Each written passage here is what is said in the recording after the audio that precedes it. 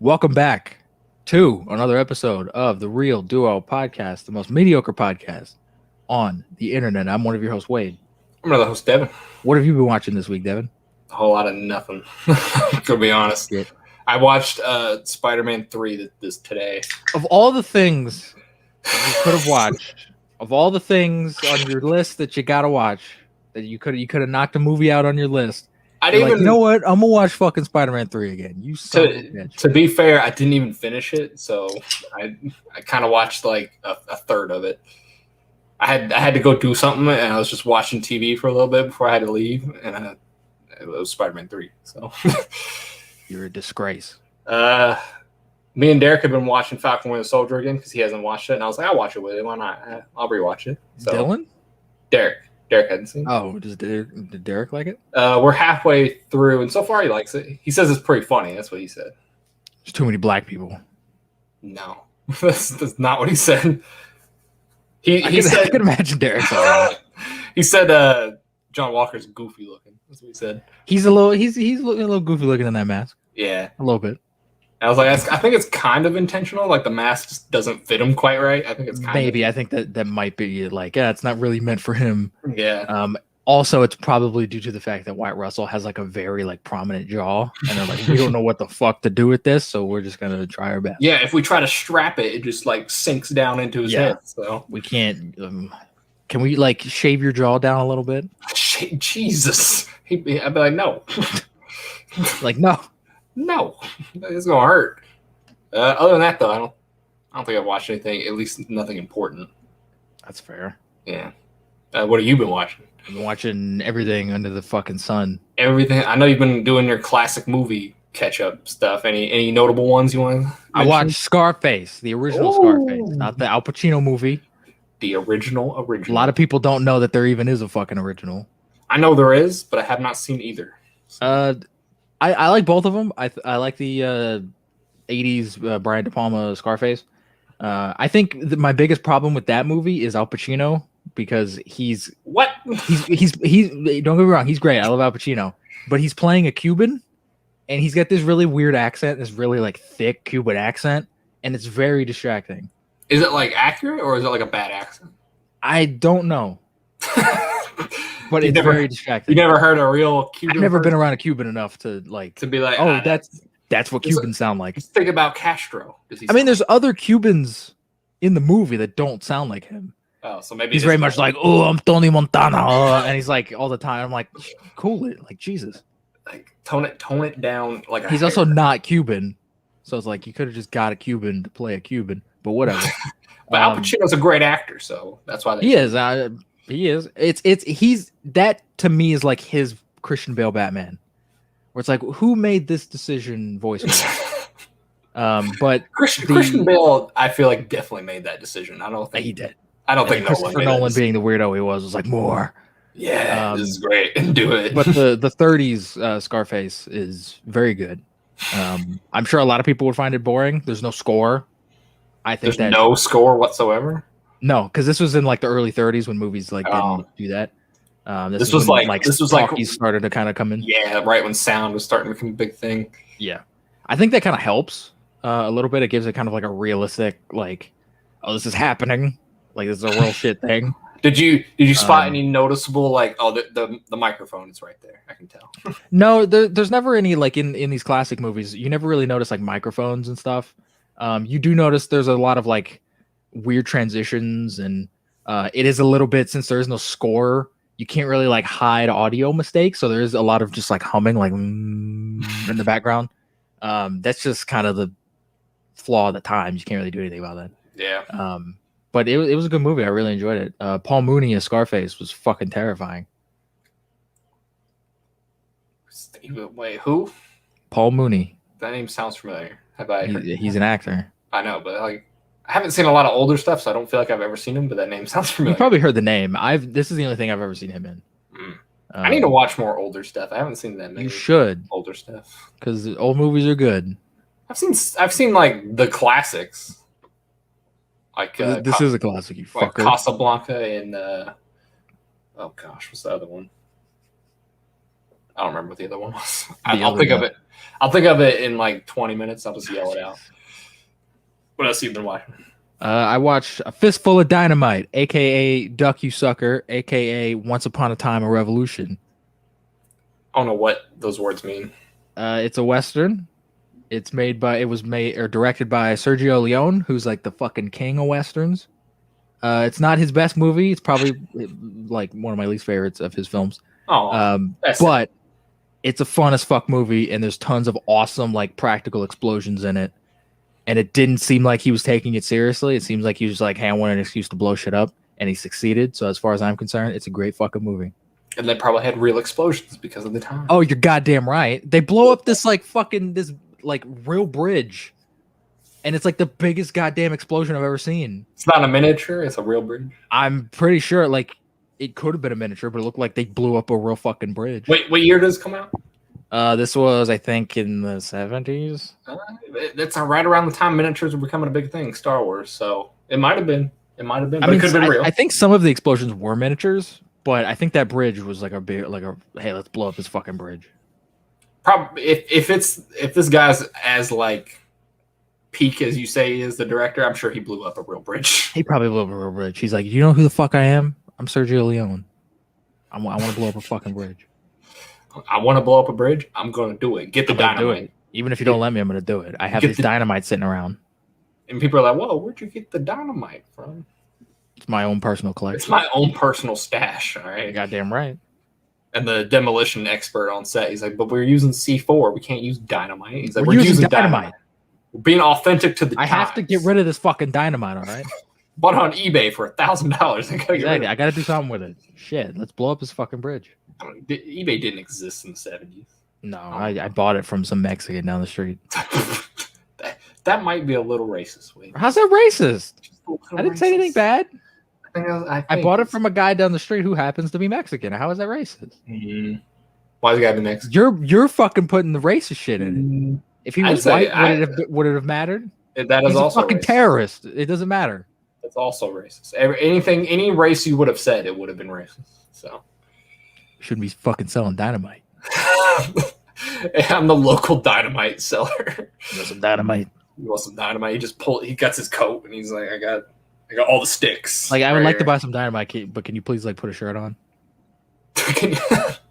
You ain't got a shirt on underneath it. He's just got the coat, and then he's got bare chest. No, he's just fucking butt ass naked. And it's like, can you put some clothes on? I'll buy the dynamite, but like, put some fucking clothes on. Like, why are you the weird dynamite seller? Like, I could have went to the other city. The weird dynamite seller. There's no sane dynamite seller. No, the other city. They got a normal. But you gotta drive like 2 hours out. Yeah, you gotta drive. He's right next door. Like I know him anyway. Like he sells burritos. Also, he's got dynamite and burritos.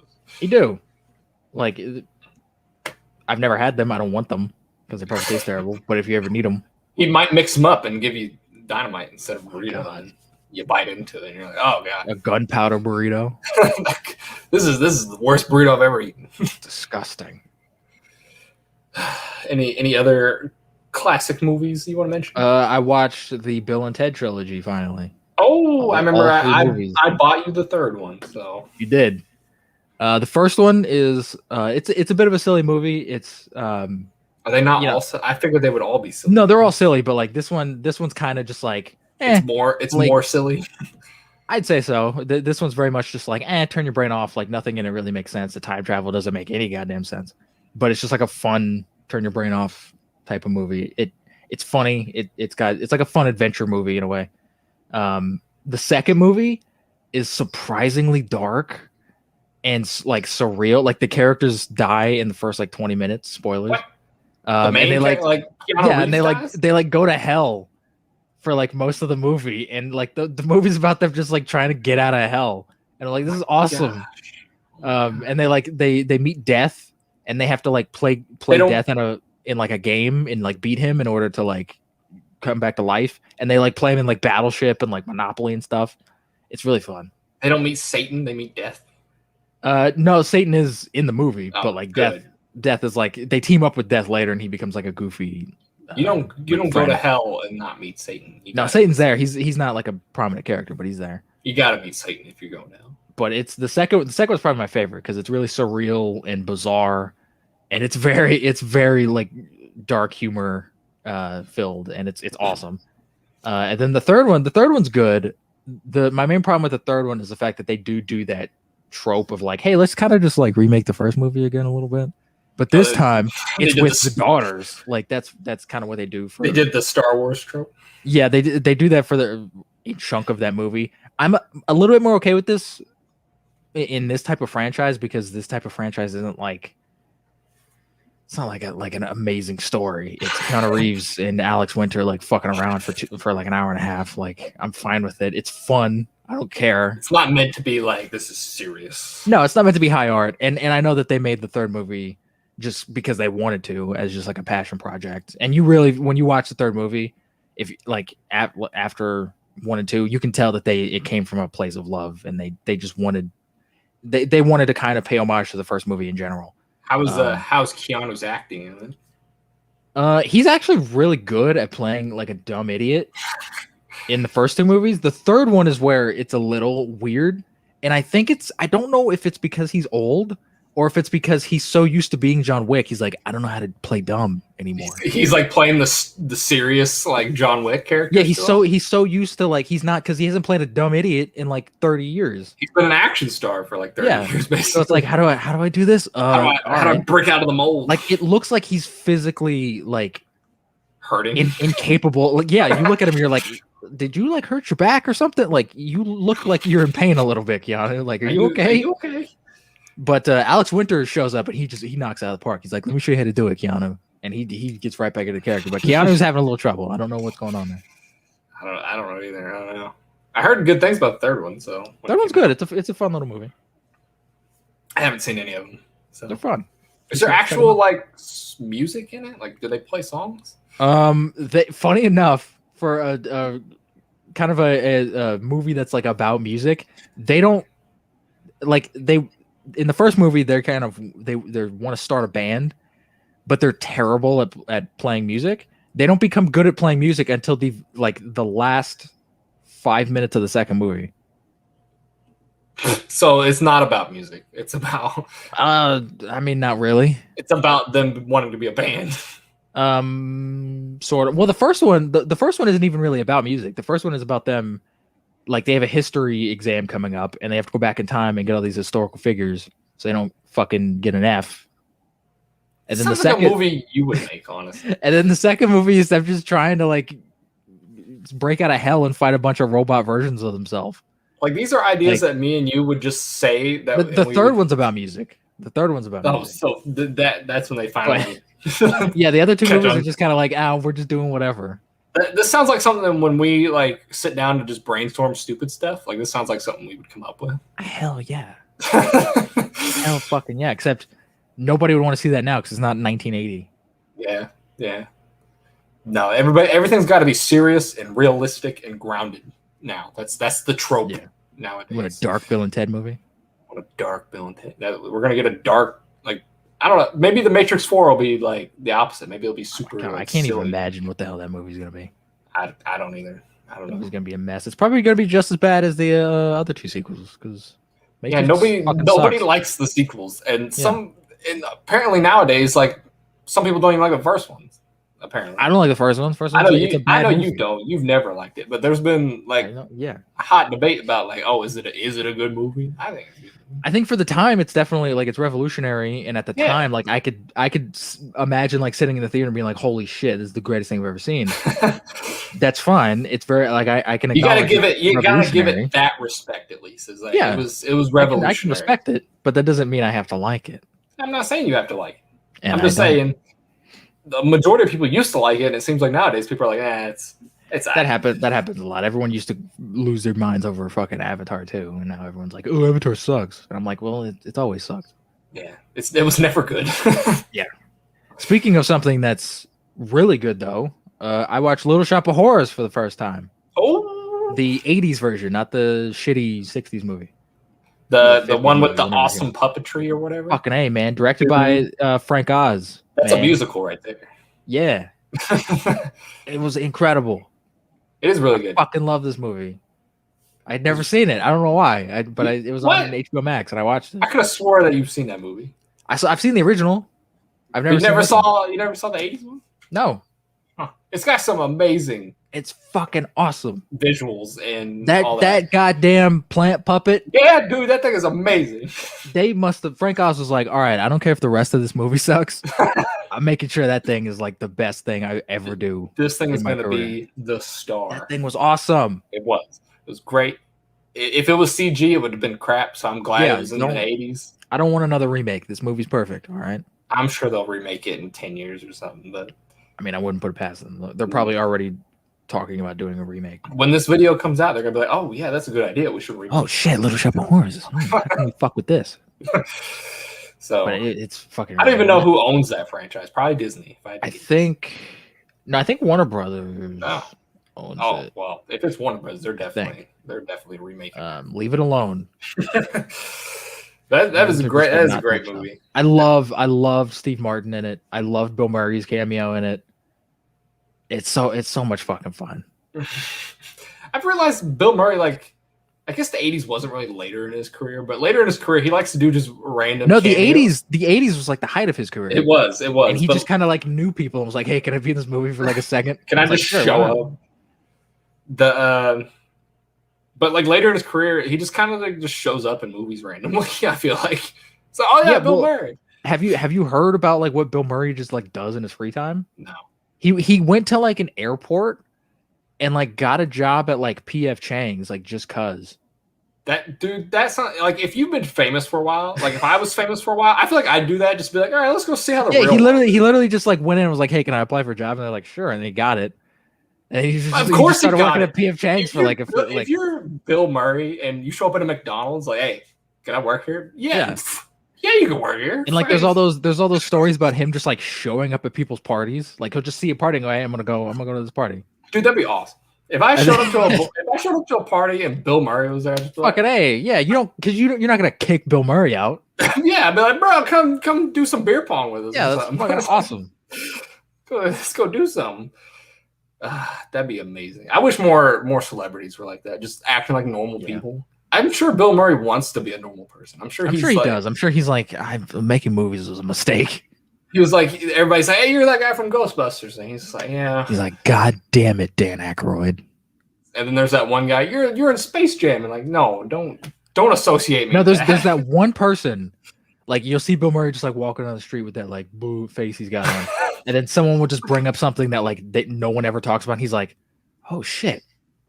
I wasn't that. I wasn't that. Oh man! Whoa! And he just like perks up for a second, and then he realizes, oh, he's gonna ask me about fucking Ghostbusters. Like I don't know if he's been in an indie movie. I'm sure he's shown up. He's been in several. He's in every goddamn Wes Anderson movie that ever. So like, if somebody mentions the indie movie, he'll be like, yeah, I wasn't that. Lost in Translation. Lost in Translation is fucking great. It's the best fucking movie Sofia Coppola's ever fucking made. Scarlett Johansson's in it. She's fucking great too. No one ever talks about Lost in Translation. I've never seen it. So. Great fucking movie. What were we even talking about? Oh yeah, a little shot. Talking about movies. Anything Speaking else? of like awesome effects, I also watched Harry and the Hendersons. I don't know what that is. It's a movie where John Lithgow and his family hit a Bigfoot and they like take it home. They hit a Bigfoot? Yeah. There's more than one? I thought there was just one Bigfoot. Well, yeah, because this Bigfoot has like a family. Oh well. No. They hit a Sasquatch and then they take him home. They hit a Chewbacca. And you want to talk about awesome like, effects? This like Bigfoot looks awesome. No, they don't cook him. Well, if it's it just was like they think he's dead, and they're like, "Hey, we can get a lot of money from this if we like turn him in." And then it turns out, oh shit, he's not dead, and he's wrecking our fucking home. This seems like a short on YouTube. It's a very weird movie. I wouldn't even necessarily say it's good, but the Bigfoot effect is amazing. Is it a suit? It's a Kevin Peter Hall, I think is his name. He's the same guy that played the Predator in Predator 1 and 2. It's a guy in a suit, but the face is like animatronic. Oh, it's like you wouldn't even tell. Like the way it moves, like it doesn't look like a shitty animatronic from like the 90s. It looks like a real Bigfoot. I was gonna say if this movie took place in like Kentucky, they would have fried it and they would have ate him. That's what they would have done. Well, I mean, if it took place in Kentucky, like you just go, oh, I just hit a person. I hit Dave down the street. Sorry, Dave, and then they keep driving. They just leave his ass there on the road. Jeez. Yeah, they don't want to. You hit a person. You don't know if he's dead or alive. You don't get arrested. You don't check like, hey, should we help him? Nah, I can't. No, because then you get fingerprints. Nah, back up, hit him again. Make sure he's dead. Make sure he's fucking dead. Pop that fucking head like a cassava melon. Jesus, Wade. Jeez. You gotta make sure he's dead. Getting dark up in here. It's a dark podcast. And that's pretty much all I care to talk about. I did notice though, Galaxy Quest is on Amazon Prime. You need to fucking watch Galaxy Quest. Galaxy Quest. I feel Tim like Allen, Alan Rickman, Sigourney Weaver, Sam Rockwell. If Alan Rickman's in it, I'll watch it. Like, that's all. Sci-fi movie. It's so fucking good. You need to watch Galaxy Quest. That's all I need. R.I.P. Alan Rickman. It's so, and Alan Rickman is fucking great in it. He's great in everything. So I don't know what you're talking about. He's great in everything. Yeah, he is. But this is a very like different Alan Rickman in a way. He's not Professor Snape. This is a fucking comedy, and he's hilarious in it. He's not. What's his name in Die Hard? Hans Gruber. No, he's not a villain. he plays a bitter old movie star. Oh, that's awesome. he's fucking so good in it. That's awesome. You ready to get into the movie news? Get into the movie news. Movie news. I only have one. So. What is it? It's about you. It's Justice Smith. That's not me. That is you. We have different names. That's your clone. You big fucking racist. No, it's not that you're both black. It's you're both the same person. That's what we're honestly we're both not black. Like we're the palest fucking black people ever. Exactly. It's the same as you calling me Josh Peck. Like you're Justice. No, that's appropriate because you're fucking Josh Peck. All right, look at you. You're fucking Josh Peck.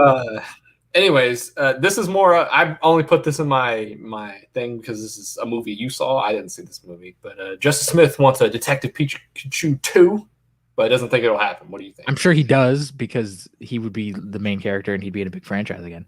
After seeing Detective Pikachu, the ending of that kind of implied that even if they made more, his story's kind of done. So like, I don't know what the fuck he's talking about. Did you watch the fucking movie, Justice Smith? maybe they cut some stuff out and he didn't realize because he didn't watch Release the Justice Smith cut.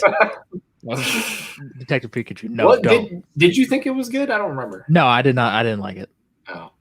A lot of Pikachu. I said a lot of Pikachu fans. A lot of Pokemon fans. Sure, a lot of Pikachu fans loved it. Thought it was pretty good. So I think it's the same thing with like Sonic, where it's like, oh, Sonic looks like Sonic and he's doing Sonic stuff, so that means it's a good movie.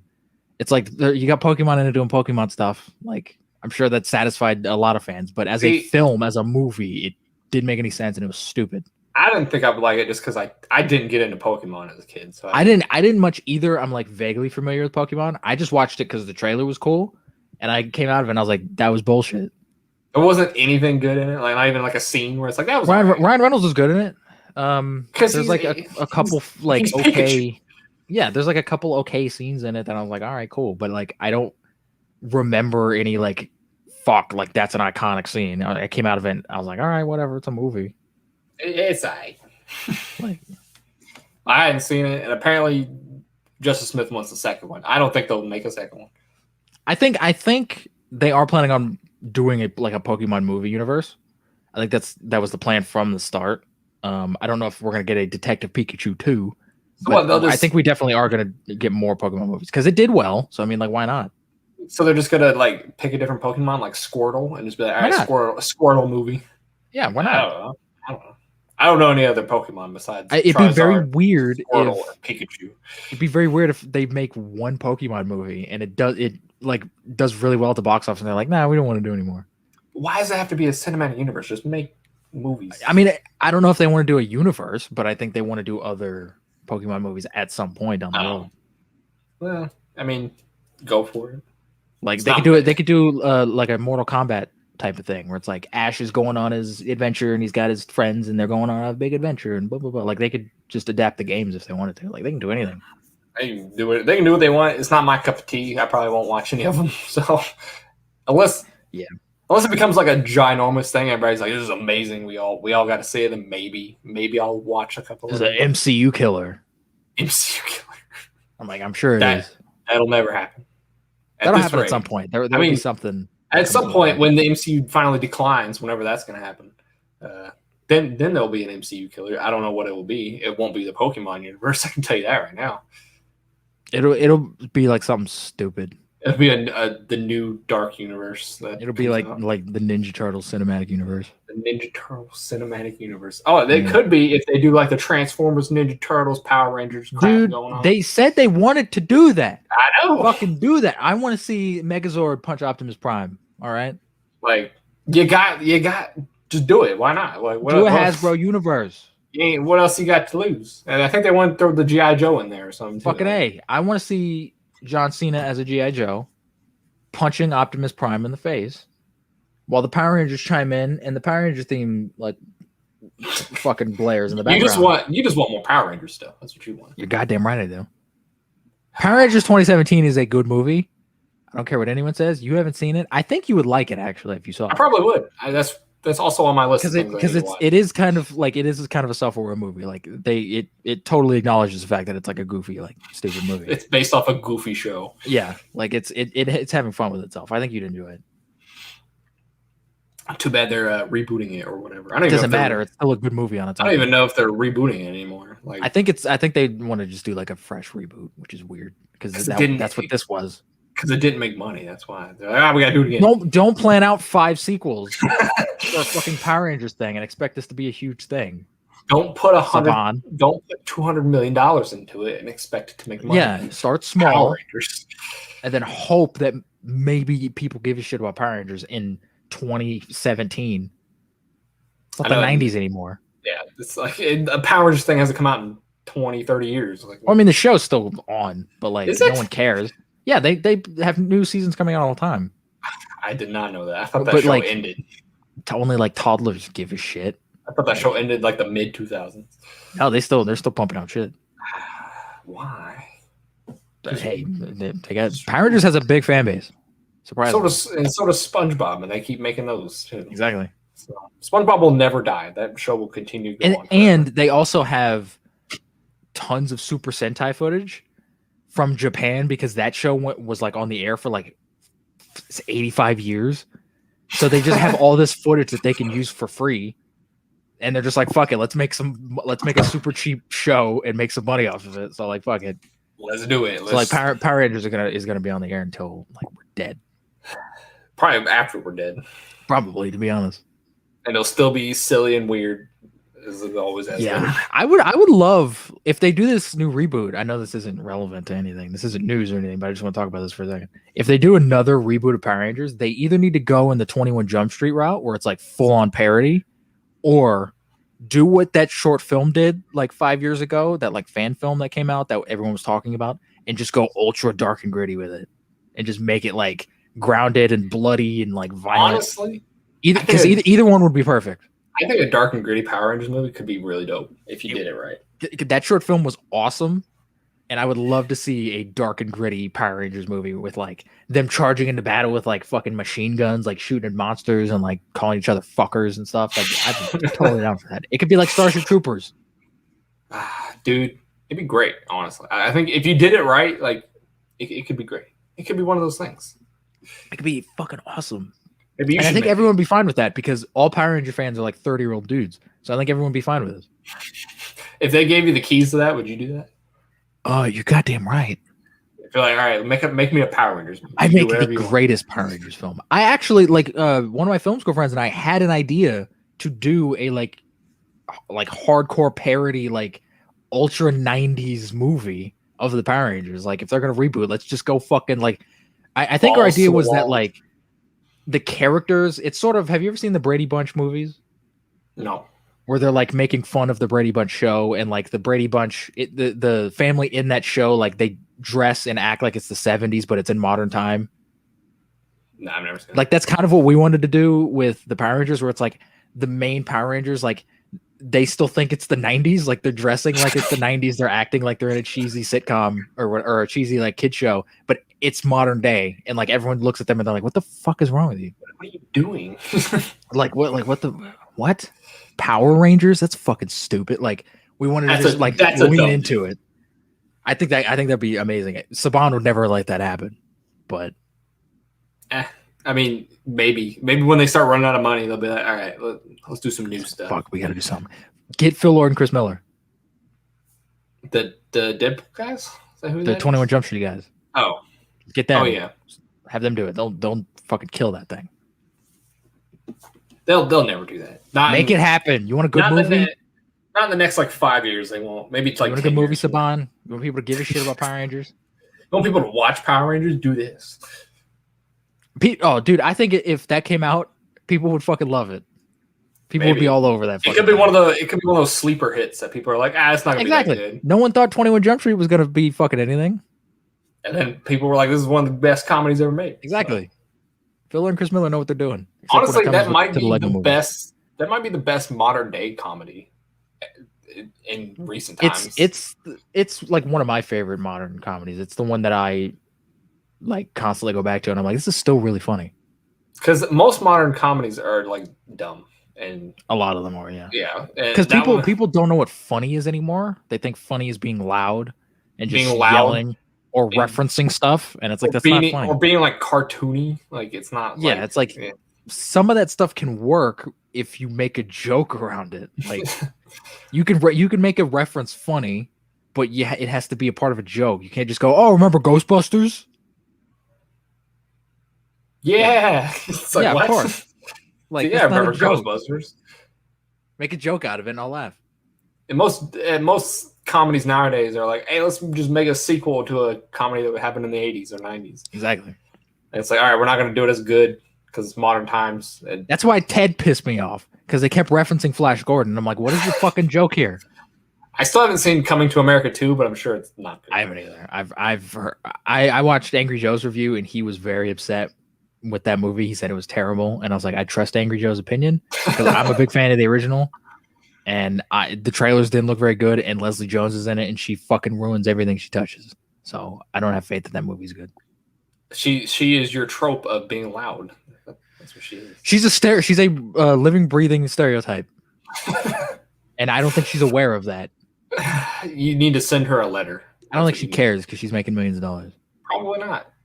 That's probably what she's probably like. Look, this is why I'm getting hired, so I'm going to keep doing it. So, but like you would think, I'm sure many people have told her this. I'm sure I'm not the only one that's looked at Leslie Jones and went, "What the fuck are you doing? Stop!" Like I'm sure many people on Twitter, when that whole shit happened on Twitter, where everyone was calling her like a gorilla or whatever, like no one like said anything about that to her. I forgot about that. Yeah, that happened.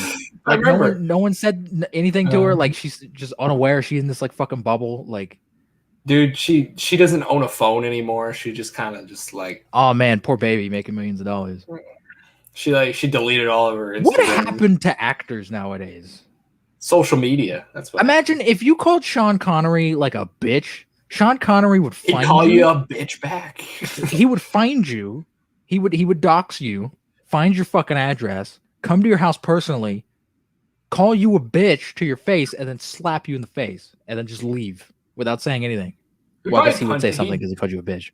He probably would punch you. He wouldn't slap you. He'd punch like you. he wouldn't be like, oh man, I guess I gotta get off Twitter now because you hurt my feelings. Like he was like an actor. Like he didn't give a fuck what anyone thought. Like he didn't care. He just showed up. He did his job and he went home. Like, dude, the 90s were a brutal time and he lived through it. So that's all you have to do. If you live through the 90s, and like you're hardened. Apparently, that's just how it is. If you're in the 2000s era and on, like you're soft. Well, I mean, Sean Connery was a badass motherfucker. He said on TV in an interview with Barbara Walters that he advocates slapping women. That just honestly, outright. That doesn't he surprise didn't care. me. Like, because she asked him about it later, he's like, "Yeah," and like, I'm okay with it. Like, I don't give a shit. He literally said like sometimes you gotta put a woman in her place or some shit. He's sitting there like you know I've done it. Like, hey, like, and then you can, if you look at Barbara Walters, she's just like, what? Like he just did not care, and that's awesome. I mean, he lived in a different era, honestly. And people tried to cancel him like a few years ago because of that, because they found that interview. And I'm like, for one, Sean Connery hasn't acted in like 30 years, so I don't think he's like gives a shit. But he's also Sean Connery. He's not going to go, oh, I guess I'm canceled. He's going to go, fuck you. He also lived in a different time where that was probably okay back then. Yeah, it was. So, yeah, he was fucking James Bond. Like, yeah, he was a lot of people. I was going to say a lot of people consider him the best James Bond. So, I don't know if I necessarily agree with that. I don't know. I was gonna say I don't know if you'd agree with that, but a lot of people consider him. He's a great James Bond, but I haven't seen enough of his James Bond movies to really I constitute. haven't seen enough James Bond movies to know who's the best. Pierce James Brosnan Bond. is my James Bond, mostly because he was James Bond when I was growing up. The only one I really know is Daniel Craig because I've seen a couple of his movies. He's a weird James Bond. He's a very weird James Bond. He's a little too scary. old. He's a scary James. He's very terrifying. Like he would murder all the other James Bonds. That's how I feel he would do. Oh, definitely, yeah. You put all of them in a room, they're fucked. He'd kill them. Yeah. So they're not even in the room to fight, but he'd just kill them anyway. He'd murder them with like a pen. You see this pen? Timothy Dalton was a solid James Bond. He got like a not a fair shake at playing James Bond because he was only in like 2 movies. He was because I love Timothy Dalton and like everything. I'm sure the next James Bond's gonna be a woman. So, well, I mean, the next 007 in No Time to Die is a woman. So I don't know if she's gonna be the next James Bond though. She's not gonna be James Bond because she's a woman, but she's gonna be 007. You know what I mean? Like, is she gonna be like? Probably that's the trend now. Eh. That's what they're doing with all these fucking things. Eh. And then that movie's gonna bomb. And they're gonna go, oh, I guess everyone's racist. And it's like, no, people didn't see it because for one, it's James Bond, and 2, it's a stupid idea to do that. How long do you think James Bond will live? You think that franchise will live into the future? I think that franchise. I don't think that franchise is ever gonna end, just because there's so many books, and I mean these movies do okay. They don't do like amazing, but they do okay. Like Skyfall came out and did okay and stuff like that. I think. With these Daniel Craig movies, I think they've just kind of overstayed their welcome a little bit, and people kind of just want something new. Yeah, they want like a new take on James Bond. Even Daniel Craig has even said he doesn't like playing James Bond. Right, because he's been doing Bond for like the past decade. Exactly, that's all he's been doing for the last 10 years. So I think like if you figure out a way to kind of like revitalize it a little bit, give it like a fresh take, I think you could keep like it could stick around for another 10, 20 years. We'll see. That is one of my predicted franchises that's going to die. Same with like Terminator, Predator, and all that. Like, I don't think it's going to die. It might slow down and they might make less of them, but I don't think it's going to be gone forever. I think Terminator and Predator are definitely going to die. Like Terminator, I think Terminator's dead. You think so? I think they keep making them. So I think Dark Fate was like the last one. I think they finally got the message. People don't want to see this. That was the nail in the coffin. Predator is going to continue because Predator, you could do like an anthology thing because there's no real continuity in the Predator movies. You could just make a Predator film, and they have thousands of comics that they can pull from. There's one Predator story where a Predator goes back to like the pirate era. It's like, make that a fucking movie. Like, that sounds awesome. That does sound awesome. I don't know. Yeah, like do like an Assassin's Creed thing. Do like Predators throughout time. Like, that sounds awesome. Why do they keep making modern day ones if that's a story? I don't know. Like, because people are stupid. Terminator, anything good. Terminator, Rambo, then definitely. Rambo, I think Rambo's done. They made another one though. Yeah, it was called Last Blood. Like, I think it's done. And then they're gonna call it. They're gonna be the Last Blood again. They better fucking not. I think Stallone says a lot of stuff. Like, he keeps saying he's gonna bring back Rocky, but I think he knows, like, in the back of his mind that like maybe I shouldn't do this. Like, I think he's smart enough to realize like when to like call it quits. He said he's not in Creed. He said he's not in Creed 3, but yeah, which makes sense. That's completely fair. You never know. He could change. He doesn't need to be in it. He could change, or he could have like a small little cameo in it. That's fine, but he doesn't need to be in it. Could be like a ruse. Like, he's like, oh, I'm actually in it, but I'm going to say I'm no. I don't think he's in it. He's been saying for a while that he's not in it. Which makes sense. He's probably got the Daniel Craig effect. It's like, all right, I'm tired of being Rocky Balboa. Yeah, he's been playing Rocky Balboa literally like his entire life. Exactly. People look at him and go, "You're Rocky Balboa," and he's like, "No." He's like, I'm the Demolition Man. I'm the guy from Spy Kids 3D. Fuck. How many people do you think run up on him on the street and say, "Hey, you're the president," or not the president, you're the evil guy in Spy Kids 3. The president. Yeah, the president's George Clooney. Probably maybe one kid was like, "Hey, you're in Spy Kids," and he's like, "Yeah." every 6 months, one 25-year-old fuck comes up to, "Hey, you're the dude from Spy Kids." He's like, "Yeah, it is me. Yeah, it is me." He just gives him a weird look. He's like, "What?" Same thing with maybe people would run up to George Clooney and be like, "You're the president in Spy Kids." He'd be like, "Was I? I filmed that at home. I don't remember that. I I don't filmed know. that at home in my pajamas. I Sent don't it remember in. that." And then I filmed that like I did that for like a day, and then they just sent me money. It wasn't even. It was just stock footage from another movie. Yeah, He it was didn't even film it. it was stock footage from Attack of the Killer Tomatoes. And then they just sent him a check, and he's like, And then money just showed up at my door, and I was like, "All right, from Spy Kids production. What is this? the fuck is Spy Kids?" Was I in that? Honestly, he would do that because he worked with Robert Rodriguez before, and they have like a friendship. So he'd show up and just be like, "Sure, I'll be in this silly kids movie." Spy Kids 3 is awful. So Spy Kids 3 is terrible. Spy Kids 1 and 2 are fun kids films. I haven't seen the fourth one. I haven't either. I don't want to. Neither do I. All right, we've been going off on a tangent for a while. It's our podcast. What movie news do you have? Because that's all the movie news. There was. This is technically TV news, but I don't care. Oh my God. There was a teaser. You can't put the TV news. I can do whatever the hell I want. I'm putting it in the movie news just because it's real quick, because I don't think we're going to talk about it all that much. There was a teaser for the new Dexter series. Oh yeah. Did you see this? I didn't see the teaser. I've heard from like Dexter fans that it's really good. That the teaser looks really good. I saw like the end of it where like Michael C. Hall just like looks at the camera in that like weird way that he does. He looks like a fucking psychopath. But I saw a live stream like talk about it and review it and stuff. And they said like they very much didn't like the show, but they said like the teaser was like that looked like a good teaser. Maybe this will come to a good close for the show finally. A lot of people don't like the show because of the end.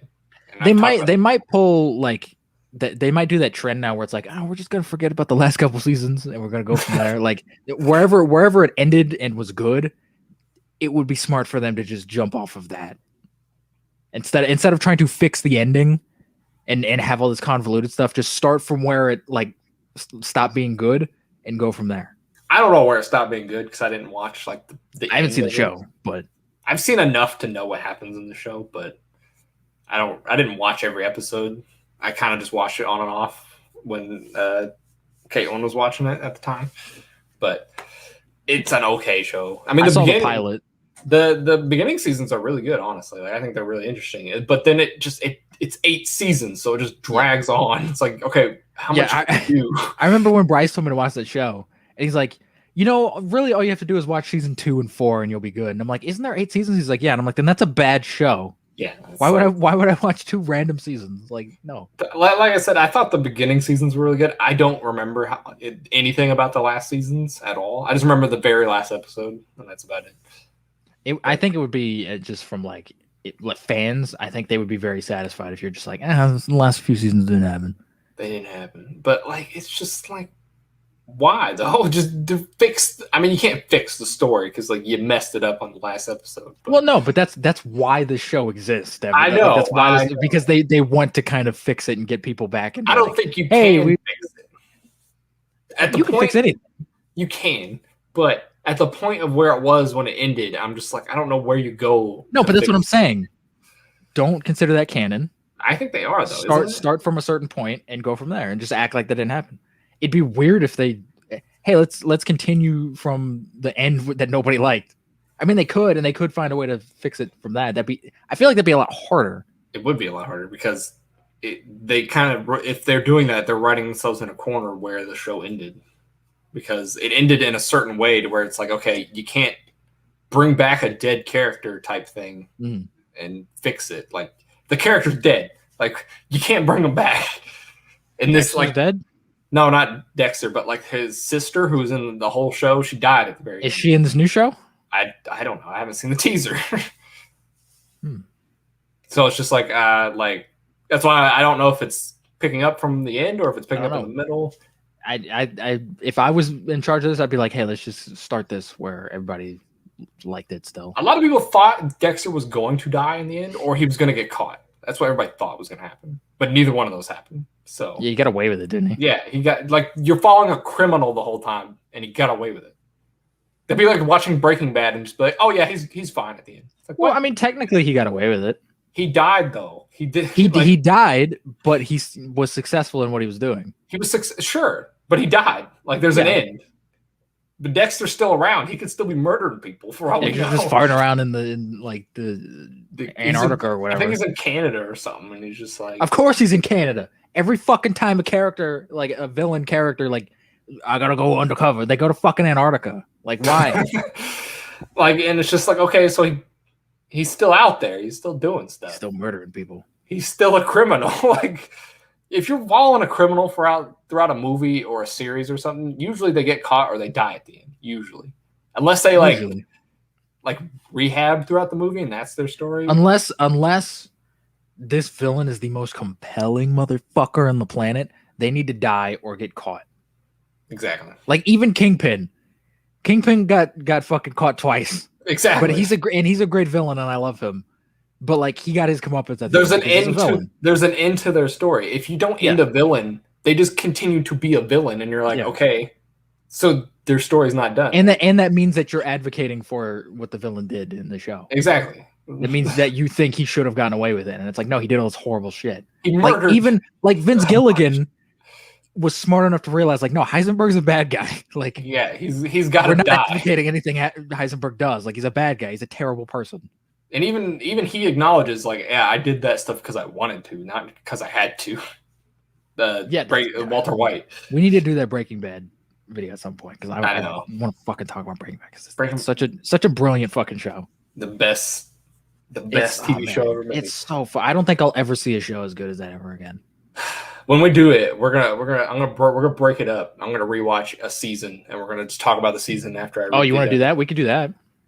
That's what I think we should do. I think it deserves that. Honestly, we could do that.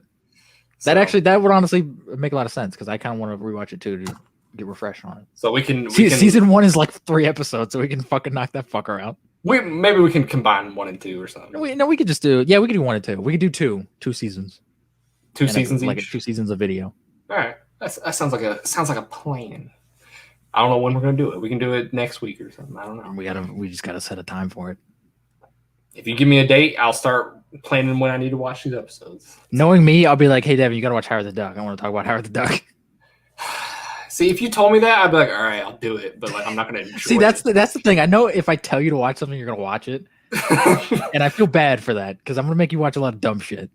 This is why I would do it is because I made you watch Velocipaster. I'm like, all right, like I deserve something bad, and I gotta watch after that.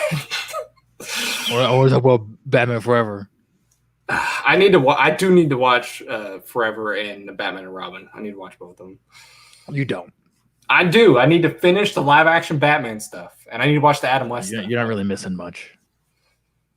So, anyway, there was a Mission Impossible 7 magazine cover for Empire Magazine, and it's Tom Cruise riding a dirt bike. I saw this. There's also another one where Tom Cruise is like standing on a train. I don't know if you saw that. Yeah. This movie better be nuts compared to Fallout. It needs to just go crazy. Fallout is one of the best modern action films ever. Dude, that movie was a sleeper. I don't think people knew like that was going to be as good as it was. No, I don't think people realize that. Like, hey, it's like Ghost Protocol came out and kind of rebooted the franchise and was like, oh, okay, like they're bringing it back from the dead. Like they're doing something interesting with it. Rogue Nation was like this is damn near perfect. And then Fallout came out and it was like, this is perfect. You perfected the action movie. Like, fuck. It was great. It was fun. It's so fucking good, man. It's a great movie. They have a lot of shoes to fill. He's not going to space in this next one, is he, or is it the one after? They haven't said that they're going to space ever. No, they did. Tom Cruise said he's like, I'm going to space. Oh yeah, he's doing the NASA thing. I don't know if that's for Mission Impossible. Did they say that was for Mission Impossible? I thought he said it was for a movie. I don't know if it was for Mission Impossible. I don't know in particular. He isn't, because I don't think he said Mission Impossible is going to space. If they are, it's probably going to be in the next one.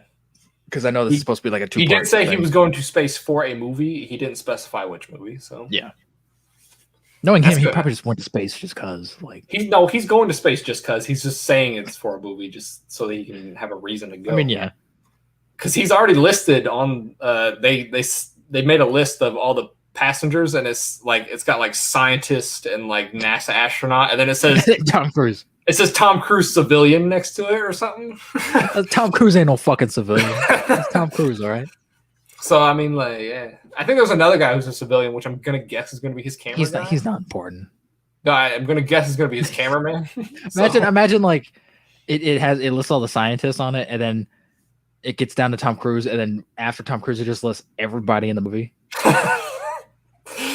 She's like, holy, there's a lot of people. The entire cast and crew of the movie. Dude, he could.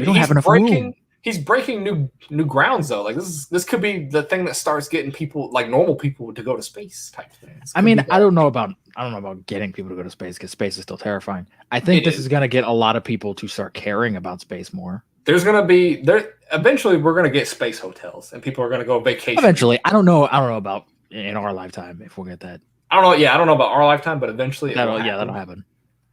So this could be the thing that's like, all right, let's start pushing for it.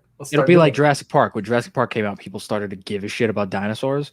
I think that Tom Cruise is going to be like... People still give a shit about dinosaurs, and people want to make dinosaurs. And I'm just like, we have 5 movies to tell you that it's a bad idea. Have you never seen Jurassic Park? Like, there's 5 movies about why that's a bad idea, so let's not do that.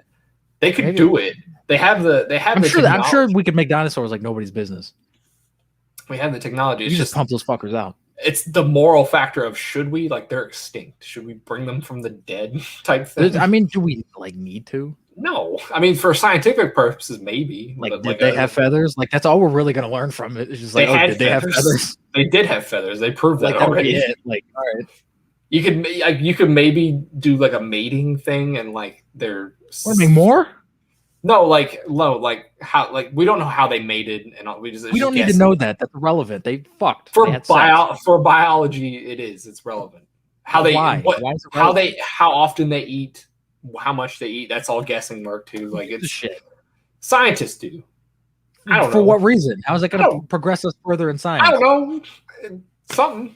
There's one perverted scientist out there that's like, I wonder how dinosaurs fuck. Probably. He's like, I need to see this. And then he's gonna be the fucker to bring these things back to life and kill us all. I don't know. Let's make the biggest creatures to ever live, and let's just if we do make them, we need to make them like the size of ducks. So that we can just kick the fuckers out of the way. So they don't murder anybody, they don't fuck with anything. Like, we can still study them, but they gotta be itty bitty. I don't know. They're gonna do that thing like, oh, it's mixed with frog DNA, and they're gonna be part frog. And that's what's defeats the whole purpose, though. Well, we don't have 100% dino DNA. Then don't make it. They would be because then they're not dinosaurs. They're half frog.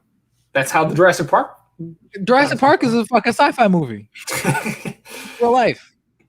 So I mean, that's bullshit. Anyway, we got on another tangent there. How did we get on Jurassic Park? Fucking bullshit. Because we're talking about Tom Cruise making people care about space. Going to space, yeah. Speaking of making people care about something, there's a new MonsterVerse movie in the works. Do you know what it is? No, I have not heard about this. What is it? Everybody's favorite. Everybody fucking loves this movie. It's going to be a huge hit. Fucking Son of Kong. Son of Kong? Wait, whoa. Hold on. I need some explanation here. How? How? What do you mean how? Did he like bud? Like another one? Like a gremlin? Yeah, like one just came out of his shoulder. Like, how did he have? I'm sure there was another gorilla on Skull Island or anywhere, and he fucked the gorilla. Where was this gorilla the whole time? Dead. So where did the baby come from? I don't know. It was confusing when they did it the first time, because it's like, where the fuck? Like, Kong's just fucking gorillas. We didn't see any other gorillas on Skull Island. Why has he got a kid now? But it's irrelevant. You think they're gonna just like, oh yeah, he's here. He showed up. It's all good. I mean, it's gonna be a little weird. For one, Son of Kong isn't like a great movie, so I don't know why they were like, hey, let's do it again. Because it's not really like a good story. I want more King Kong stories. But it's like, are we gonna get into like Son of Godzilla territory where we're just going ultra cheesy with it now and we just don't care? Like, what is this gonna be? I don't know. How are you going to explain this? Because there clearly wasn't any other gorillas on Skull Island in Kong Skull Island, and that was back in the 70s. Unless someone dropped off a gorilla there in between that time and he fucked a gorilla. Spoilers for people who haven't seen King Kong versus Godzilla. There could be a monkey in the center of the in the center of the world, I guess, somewhere in there. I don't know. That monkey was dead, but there could be another one. Like it's a big more thing. gorillas fucking around in there. It could be. You never know. That's stupid. Wait, you're gonna go to see some King Kong and be like, "This is stupid." This needs to be fucking art. I mean, the original Son of Kong is kind of a stupid movie. I don't love that movie. So was the Godzilla versus Kong movie back in the day. It wasn't like that was stupid as well. But that was because Japan fucking got a hold of it and they made a weird fucking movie out of it. Hey, don't shit on Japan. They've made. I'm not shitting on them. They make weird shit though. They do sometimes, but they make good stuff every once in a while. They make great stuff. I love Japanese cinema. Fuck King Kong versus Godzilla. That's a bad movie. It's a terrible fucking movie. Kong versus Godzilla 2020 though, or 2021 or whatever. That's a good movie. No, this new one's called Godzilla versus Kong. The original is King Kong versus Godzilla. My bad. I keep the title completely different titles. Oh yeah, completely different. There's no king in the new one. I said Kong versus Godzilla, but it's Godzilla versus Kong. I know you did correct me. To be fair, you did correct me. Anyways, let's continue with our movie news. That's all the movie news I got. That's all the movie news? All right, well, let's get some TV news. I actually have very little fucking movie news. Yeah, there was. I actually have some TV news. Oh, shit. Am I going to care? Yeah, maybe. I don't know. It's about the John Wick show, the Continental. Oh, the show that they've been talking about making for like a decade? Yeah, we actually know what it's about now. It's going to be about young Winston in the 1970s. That's what they've come out and said. Winston is Ian McShane? Yeah, he's like the leader guy of Continental or whatever. That's interesting. That's better than what I thought they were going to do, which was like a young John Wick show. That's fine. I think it'd be cool to see the 1970s. Yeah, that'd be kind of fun. That'd be kind of neat. I don't know if he'd be alive or like a kid, I guess, in the 70s, but I want more of the bellhop guy or whatever. Lance Reddick. Fucking I want more of him. It'd be fucking hilarious. I would die laughing if it's like a young Winston show, but then Lance Reddick is just there and he's the same age and it's just never addressed. Like he's just like immortal. Like he's like a robot or something. Do that because I love Lance Reddick. Find a fucking way to squeeze his ass into the show. Lance Reddick is in it. He's playing the dad of the other character, and they just look exactly the same. That'd be awesome. Do that, please. I love Lance Reddick. That'd be great. He's one of the best parts of the John Wick. So good, Mr. Wick. Mr. Wick. That'd be great. Great. Do that. Man. Why isn't the show about him? Because I don't know. Somebody fucked up. Do you think they're gonna bring back what's his face to be Winston, or do you think they're gonna get another guy? Ian McShane? No, Ian McShane's in his 80s. If it's a young Winston, they could de-age him. That's gonna be a expensive fucking show, and he's got to lose some water weight. All right. Have you seen The Irishman? They de-aged them. Yeah, but that's for one. That's Martin Scorsese, and that's Netflix money. Where is this going to be on? I don't know. Probably HBO Max, but I don't know. HBO Max might have the money to do that, but they're not going to want to do that every single fucking episode. I mean, if you got the technology, why not? Just get a younger actor. It's going to be hard to like pull off the swag of fucking Ian McShane, but that's your fault for making the show about his fucking character. Like, you got anybody in mind that you're like, all right, he'd be good? Not really. Ian McShane is irreplaceable, but I'm sure they'll get some. They'll get some chuckle fuck. Al Pacino's just as old. I know. That might be funny if you get Al Pacino and de-aged him. And just he's like, hey, I'm Winston. It's like, wait, 85. It's like, wait a minute. Are you sure you're Winston? Hooah. They could bring Lawrence Fishburne as a young character in that. They could. Yeah, they could do that too. Yeah, fuck. I totally forgot Lawrence Fishburne was in that franchise because he does nothing. One. Yeah. He's in the second one. Yeah, he's in the second one. Doesn't he shoot John Wick in the third one, or was that somebody else? I don't remember. I try to forget about that movie because I didn't like it. Somebody shot him and then he fell off the roof. No, that was Winston. That was Winston that shot him. Yeah, that was Winston. Because John Wick goes to Lawrence Fishburne at the end. And and then he like flips him off and he's like, ha ha, everything's going to hell. And then it ends. What the fuck is going on? I do remember that. That movie was dumb. That's all the TV news I have. Actually, I have other TV news, but it's technically Star Wars news, so I'll leave it in the Star Wars stuff. You ain't just talking about it right now. Do you have any? You don't have any TV news? All right, it's about the Mandalorian, and you're gonna be pissed. So okay. Well, I mean, this is a new show, so it gives us something to talk about at least. So, I mean, I know you're not gonna watch the Mandalorian season 3 anyways, because you're just done with it. But the producer of the Mandalorian came out and said that more force-filled stuff and Boba Fett stuff will happen in season 3. Fucking of course it is. Of fucking course it is. I knew this the moment they fucking put Luke Skywalker into this goddamn show. They're going to... The whole purpose of The Mandalorian was to kind of get away from all that shit. I know they had Baby Yoda in there, but like, other than Baby Yoda, it was a very like grounded, like gritty Western. And now they're like, we got to put more Jedi into everything. Fuck the Jedi, as Ryan Johnson would say. Fuck the Jedi. Move on and do other stuff. I was looking at the comments of the post that this was posted on, and people were like, "This show's about the Mandalorian, not Force users." Does that mean Luke's gonna come back into it? Does that mean Ahsoka's gonna be in it more? There's no other Jedi in the universe. Is Baby Yoda coming back? I mean, I don't know. Because then that would completely take all of the weight out of the season finale of season 2.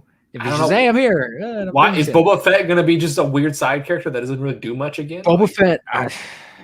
They said Boba Fett's going to be in season 3. Yeah, that's weird. If he's getting his own show, I don't. Maybe he's going to be in both. So basically, what they're doing is they're taking the Mandalorian show away from the Mandalorian, and they're giving it to all these other side characters. I guess I don't know. So it's no longer the Mandalorian.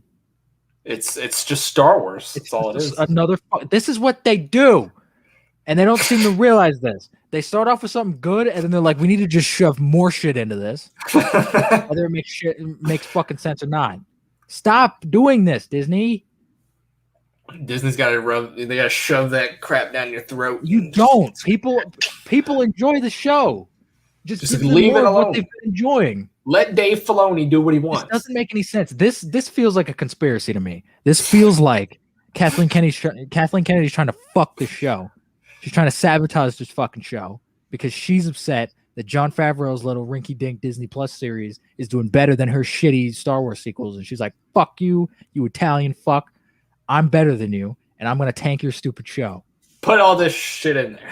We're going to put in Luke Skywalker. We're going to put in Baby Yoda. We're going to put in Boba Fett. We're going to bring all the clones back. We're going to find a way to squeeze Rey into this fucking thing. We're going to bring back Darth Maul. We're going to bring back Liam Neeson. We're going to bring back everybody's in it. Mace Windu. Mace Windu shows up. Everybody's in this fucking show. Fuck you, Jon Favreau. Just let Dave Filoni take over the Mandalorian and just let him do what he needs to do. If they gave Dave Filoni complete control for the Mandalorian, I feel like I would love this. Would be the best Star Wars thing ever. Dave Filoni knows what the fuck he's doing with Star Wars. He directed a couple episodes of the Mandalorian, but he doesn't have complete control over it. As far as didn't he direct the best episodes of the show? He directed the Ahsoka episode, and I think he directed another episode in season 1, but I don't remember which one it was. So that was my favorite episode of season 2.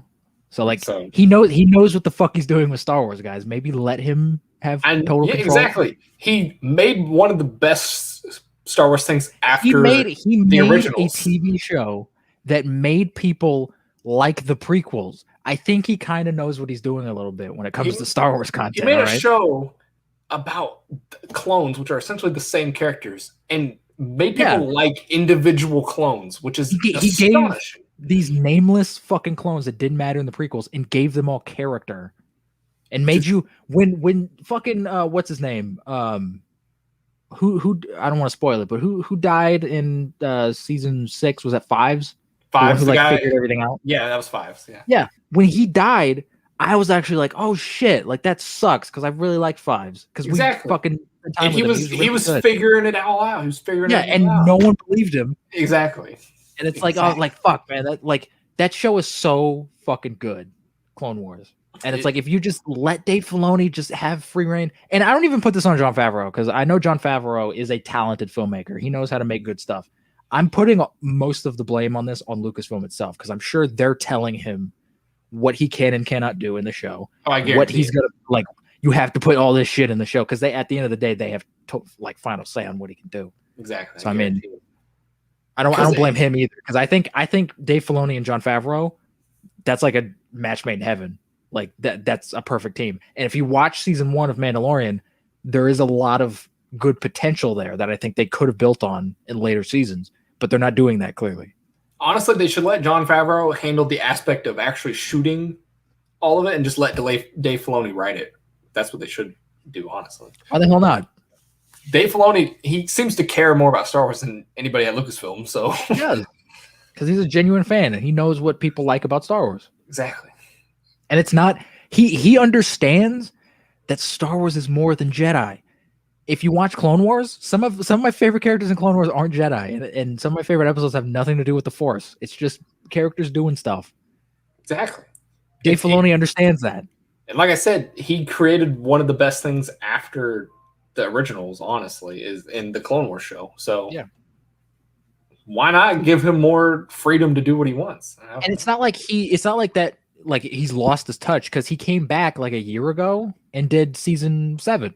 Yeah, that was fucking great. Like he finished the Clone Wars series, and then I think is he doing the Bad Batch, or is somebody else doing that? I don't know. I'd be weird if someone else was doing that. So yeah, I think he's doing the Bad Batch, which I haven't seen any of it, but I've heard people are enjoying it. I don't give a shit about it. I feel like it's weird that I haven't seen any of it, so I'm not going to go into it. But it's just weird that that whole show has basically one actor in it, because D. Bradley Baker. Yeah, he voices every single one of them. So it's just that's cool. It's kind of cool. I think that's kind of neat. But I haven't seen any of the Bad Batch, so maybe when it ends, I might see if it's any good. But I've heard people are enjoying it so far, but we'll see. Also, another weird. It's not a weird. It's like a minor bit of Star Wars news is they are almost done filming Cassian Andor show, which is stupid. Great. So fucking excited for that show.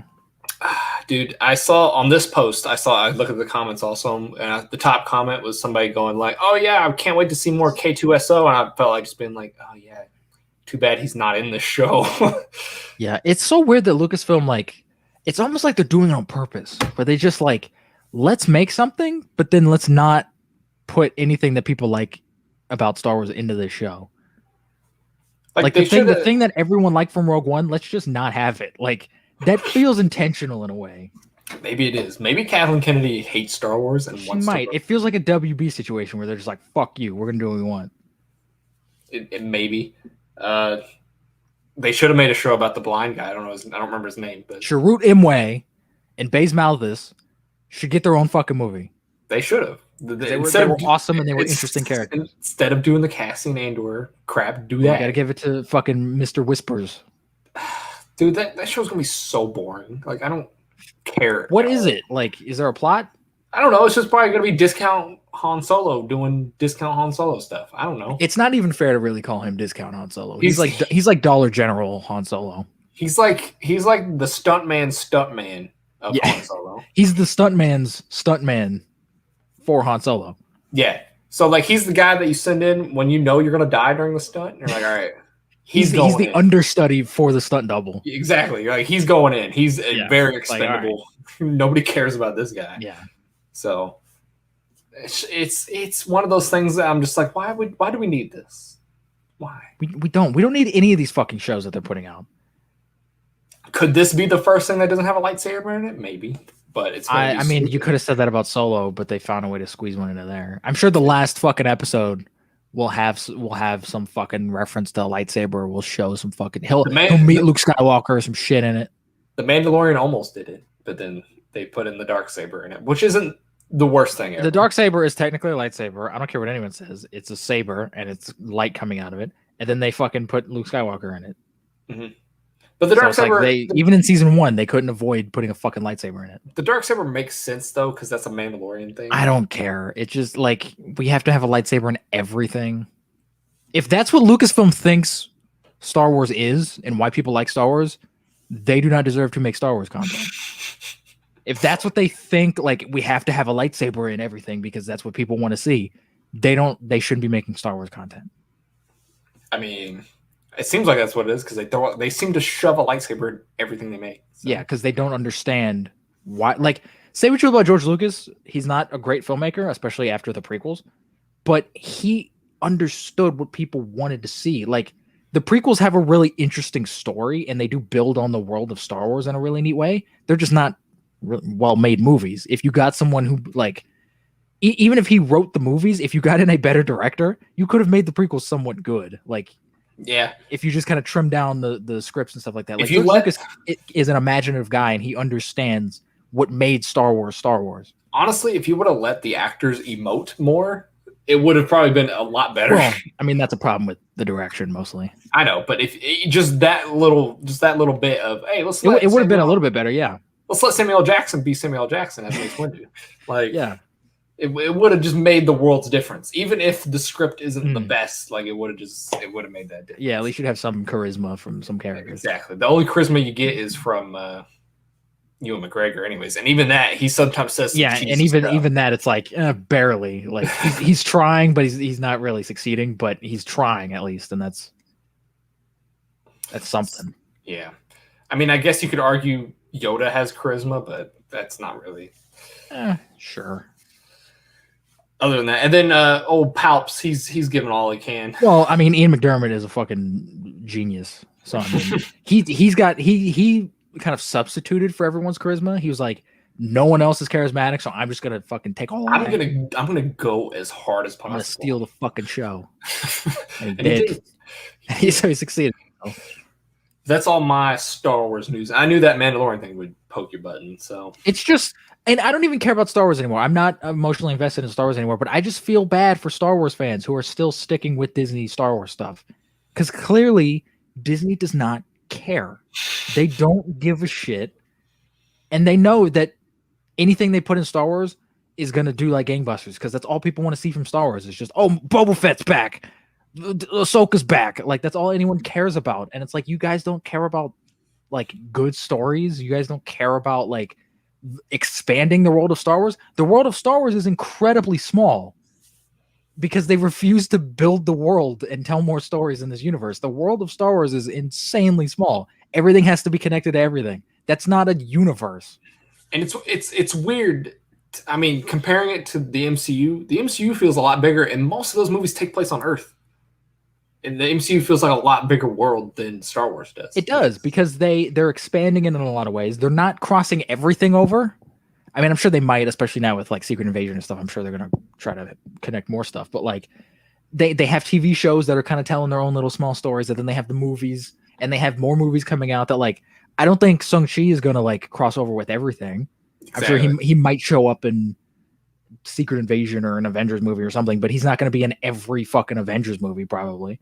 Like, and that's what they did with Guardians for a long time, where it was like, we had 2 Guardians movies before we even saw them interact with the Avengers. Like, it feels like there is a bigger universe out there. They have built a universe of stuff, and then they can cross over the stuff. Star Wars is kind of doing the reverse, where they're like, let's cross everything over, then worry about building out a universe later. And that's not how you do that. Let's keep going back to Tatooine, because no other planet exists. Yeah. Let's keep going back to Tatooine, and then instead of creating new planets, let's just make more deserts that look exactly like Tatooine. Just call them something else. Like, no, you have the ability to just make whatever planet you want to make. Like, it could just, anything could happen. But that's why they do that. It's fan service. They don't care about making new stuff. They care about merchandising. They care about making money. And going back to Tatooine is going to make people go, "Whoa, Tatooine!" And that's like, get people to watch. Look at Guardians, and like, they went to a giant robot's head as a planet, basically. Like, that's neat. Star Wars needs to do stuff like that. Like, let's just do weird planets. You would think they would. Oh, like they got rivers of cheese or something. Like, I don't do that, but. You know what I mean? Just do some. I mean, honestly, get James Gunn. I think James Gunn would make an incredible fucking Star Wars movie.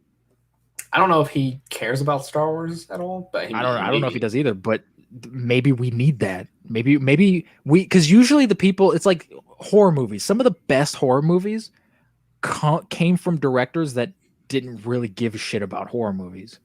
Like, they made like one horror movie and then moved on to do other stuff. It's like usually the people who aren't emotionally invested in something are the ones who make the best thing, because they're just looking at it as, oh, I need to make a really good movie. They're not looking at, fuck, it's a Star Wars movie, I gotta have Yoda in it, and I gotta do all this stuff. They're just like, I just want to make a cool movie. honestly, like, So like maybe that's the thing that's gonna save Star Wars. there's only like 3 things that Star Wars has announced that I'm like truly like, all right, I'm kind of excited about. The Kenobi show, which I know you're not excited about, but I'm kind of. I don't like, what is that show gonna be? I don't know, but I'm down for more Ewan McGregor. So Okay, Ewan McGregor's made other stuff, Devin. Go watch that stuff. I'm more Obi-Wan Kenobi Ewan McGregor. All right. Sure. I'm interested in what Taika Waititi's going to do. I have no idea what he's going to do. That one I'm actually kind of interested in because I have a feeling in my gut. I could be wrong, but I have a feeling in my gut he's gonna make like a Spider-Verse animated Star Wars movie, and I'm totally fucking down for that. I don't know, but I'm interested to see what he would do, and I'm interested to see what Kevin Feige's going to do with his movie. So, well, he's only producing it, right? Yeah, but still, he's got control over it, and he's a big Star Wars nerd. So well, yeah, like he could do what. And I'm sure he'll get some talent behind it. But so I'm those are the only 3. I'm like, all right, let's see how those do. Like The Mandalorian, like I'm gonna watch season 3, but if season 3 doesn't like do it for me, that might be it. So we'll see. I don't know. I'm not watching the Cassian show. I might watch the Ahsoka show, maybe.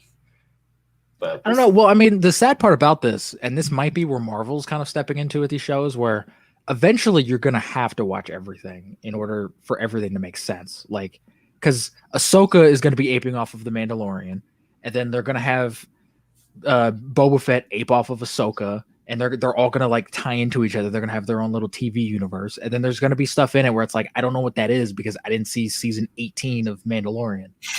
So it's like eventually they're gonna get to that point. Yeah, but I guess you could, like you said, you could say the same thing about Marvel. So Marvel, they are kind of getting into that a little bit, but at the end of the day, like Falcon and Winter Soldier, outside of like Avengers Endgame, you can watch it on its own. Yeah, and if you haven't seen Avengers Endgame, what are you doing? Yeah, and like Marvel's aware that like half of the fucking planet has seen Avengers Endgame. Like they everyone's seen it, so like they kind of, that's fair. That they can kind of continue that. Why are you watching Falcon and Winter Soldier if you haven't seen Avengers Endgame? Like, it's a weird thing to do. But I mean, like even WandaVision to a certain extent, like can be watched on its own. It has nothing to do with like the greater universe. It's about a woman dealing with grief. Like you can just turn it on and watch it. You really need to watch Avengers Endgame. It explains everything in the show that you don't even need to watch. Yeah, Avengers Endgame, so. And they do that to a point in Falcon and Winter Soldier too. Yeah, so that's what Marvel is great at, because if you watch Infinity War, they could have easily just went, all right, everybody's seen these movies, we can just jump right into this. But they made a conscious effort to re-explain what the Infinity Stones were, so that even if you may not know all the characters in the movie that are coming up, and like, why is Captain America like on the run and like blah, blah, blah, blah, blah, you understand the main plot of that movie. The Infinity Stones are important to this movie. We need to reintroduce that to people who may not have seen the other films. And so they can enjoy this movie on its own. They have a focal point that they're really good at doing that. That if you haven't seen this, here it is again, and then let's move on to what we're doing. They have some stuff in it to where like you may not get it, but you can understand the plot that you're about to watch. Like when you're watching, they do a good job of doing that. When you're watching Infinity War, I don't know who Bucky is, but that guy has a gun, and we're gonna go shoot these aliens. So yeah, like that's not the focus of this story. It's like the focus of Infinity War is Thanos and his motives, and you just got that we got to stop Thanos. Like, and they get that. And if you do know these characters, it just makes it even better, because you're like, all right, I've seen the backgrounds of all these characters, and let's just go. Let's go do this fight. Let's go do what we're gonna do. Yeah, Star Wars is like, hey, let's introduce like 15 things into this movie, and they just not explain any of it. Yeah, and just not explain the plot. We're like, what happens? Who knows? Figure it out. Like, that's not how you tell a story. Every time you tell a story, especially if it's in a series, you need to kind of refresh the audience on what's happening a little bit. For people that haven't maybe seen it in a while, or people that are new. For newcomers, for people coming into the franchise. Because every movie, even if it is the MCU and it is this big iconic thing, you have to have in the back of your mind when you're making this movie that there's probably going to be some people coming into this fresh. There's at least one person that has never seen it. There's at least one grandma that's taking her grandson to a Marvel movie for the first time, and she's going to be horribly lost. So like, you have to. Every franchise does that. You have to do that to a certain extent. Maybe not like all the way. Like, hey, here's everything that's happened in the last 22 films, but you have to at least like refresh people on certain aspects. And Marvel does that, and they do a really good job of doing that. Well, at least they got something they're doing right. They're obviously doing something right. People enjoy their stuff they're making. So yeah. Speaking of Marvel, do you want to get into Marvel news, or you got Marvel? All right. How much Marvel news do you got? I don't have a whole lot. I got quite a bit. I figured you'd probably have most of it, so I didn't really like. So let's get into some Guardians of the Galaxy news that we've got going on here. So James Gunn has come out and talked a little bit about the Guardians and his future and all that. He says that after Guardians 3, he's done with the Guardians franchise, which makes sense. He said that before. Good. He says he's open to return to the MCU, but not in the Guardians franchises. I love James Gunn. I kind of don't want him to come back and do something else, because for one, if he comes back into the MCU and he does anything else, people are going to expect Guardians from him. And even if that movie is good but it's not Guardians, people are going to hate it. And also, I think like he's the type of filmmaker that like Guardians of the Galaxy is his franchise. Like it's a Marvel, it is a Marvel thing, but like he made Guardians what it is, and like that version of Guardians is not like the comics. Like he basically took Guardians and made a new thing out of it. So it's like I kind of feel like he should just, this is my trilogy and I'm done and I'm moving on. I'm doing other stuff. Like because I want to see other stuff from James Gunn because he's a talented filmmaker. And by that I don't mean the Suicide Squad 3 or whatever the hell. I mean like other stuff, like original stuff from James Gunn. Because honestly, he does the best when he's doing original stuff. Because technically, Guardians, it's not original, but he made it. His version of Guardians is very original. And the Suicide Squad does not seem like that. That seems like something Warner Brothers is doing still. That does not seem like a James Gunn film. That seems like a Warner Brothers film still. Yeah, I'm sure James Gunn is going to have his imprint on it, but it's not going to be. He's going to have a little bit of his voice, but it's not going to be like Guardians. You watch those movies and you go, "Oh, James Gunn made this." Yeah, that's a James Gunn film right there. Same thing with Taika Waititi. Like you can tell when Taika Waititi made a movie. Like that's his movie. Another thing he said is that this doesn't mean that the Guardians are done with. They may continue in other projects, or another director may come in and do a Guardians 4, but he's not doing it, is what he said. That's fine. That's fair. Would you rather the Guardians to show up in other stuff, or would you rather have a Guardians 4 also? I mean, I know Marvel's doing a lot of 4s now. I think that the Guardians to me, I don't want them to overstay their welcome. I think they definitely do need an end. I think all of these characters actually do need an end. I think endings are important for characters. If they did a Guardians 4, would you want like a new group of Guardians type thing? Is that what you were? I mean, I'd be fine with, because I'd be totally fine with just having Guardians movies where it's like, oh, we're going on another wacky adventure. Like, oh, blah, blah. Like that's fun because I love those characters. I think I'd be fine with like a different version of the team. I'd be fine with like a prequel where it's, the original Guardians like fucking around doing stuff. Like we get to see like a young Yondu and a young Starhawk, and then you could introduce like Vance Astro and stuff in it. Like you could do so much more interesting things. And if you bring in another director to put their stamp on it, you could make it like a subsection of the universe where it's like, oh, that's his version of Guardians, and then this is James Gunn's Guardians. But I definitely don't want the Guardians to overstay their welcome. I think if this is a natural end to their story, I think that just have it be the end of their story. I mean, you can obviously have them show up in Avengers movies and stuff, but if this feels like an end, then we should probably end it here and then maybe do another team in the future. But I think that, I don't know for sure if they're going to do this, but I think they might do a Guardians of the Multiverse type thing, because it seemed like they were hinting that in the What If show. What the fuck is that? It's the same thing as Guardians of the Galaxy, but they're guarding the multiverse from multiversal threats. So we could get that, and those characters would probably never tie in with other stuff. They would just kind of be doing their own thing, which I could see that. Isn't that what they're doing with Loki? Those are the time variant police people. They're in charge of make sure the time flows correctly in Isn't certain that the same thing? The Guardians of the Multiverse, there are villains outside of the multiverse that want to destroy the multiverse, and that's what they do. That could be fun. I could see that happening. And I could see that working and being really like fun and self-aware, like a Deadpool type thing, where you could just like you could have them like go to like X-Men universe, and you could have them go to like the Jessica Alba Fantastic Four universe and do some shit. Like you could do something really unique and fun with that if they really wanted to. I love how you said the Jessica Alba Fantastic Four universe. I mean, how else would I describe it? I don't know. You could have just said the 2000s I don't know. Fantastic Four universe. Fucking, she's in those movies, all right?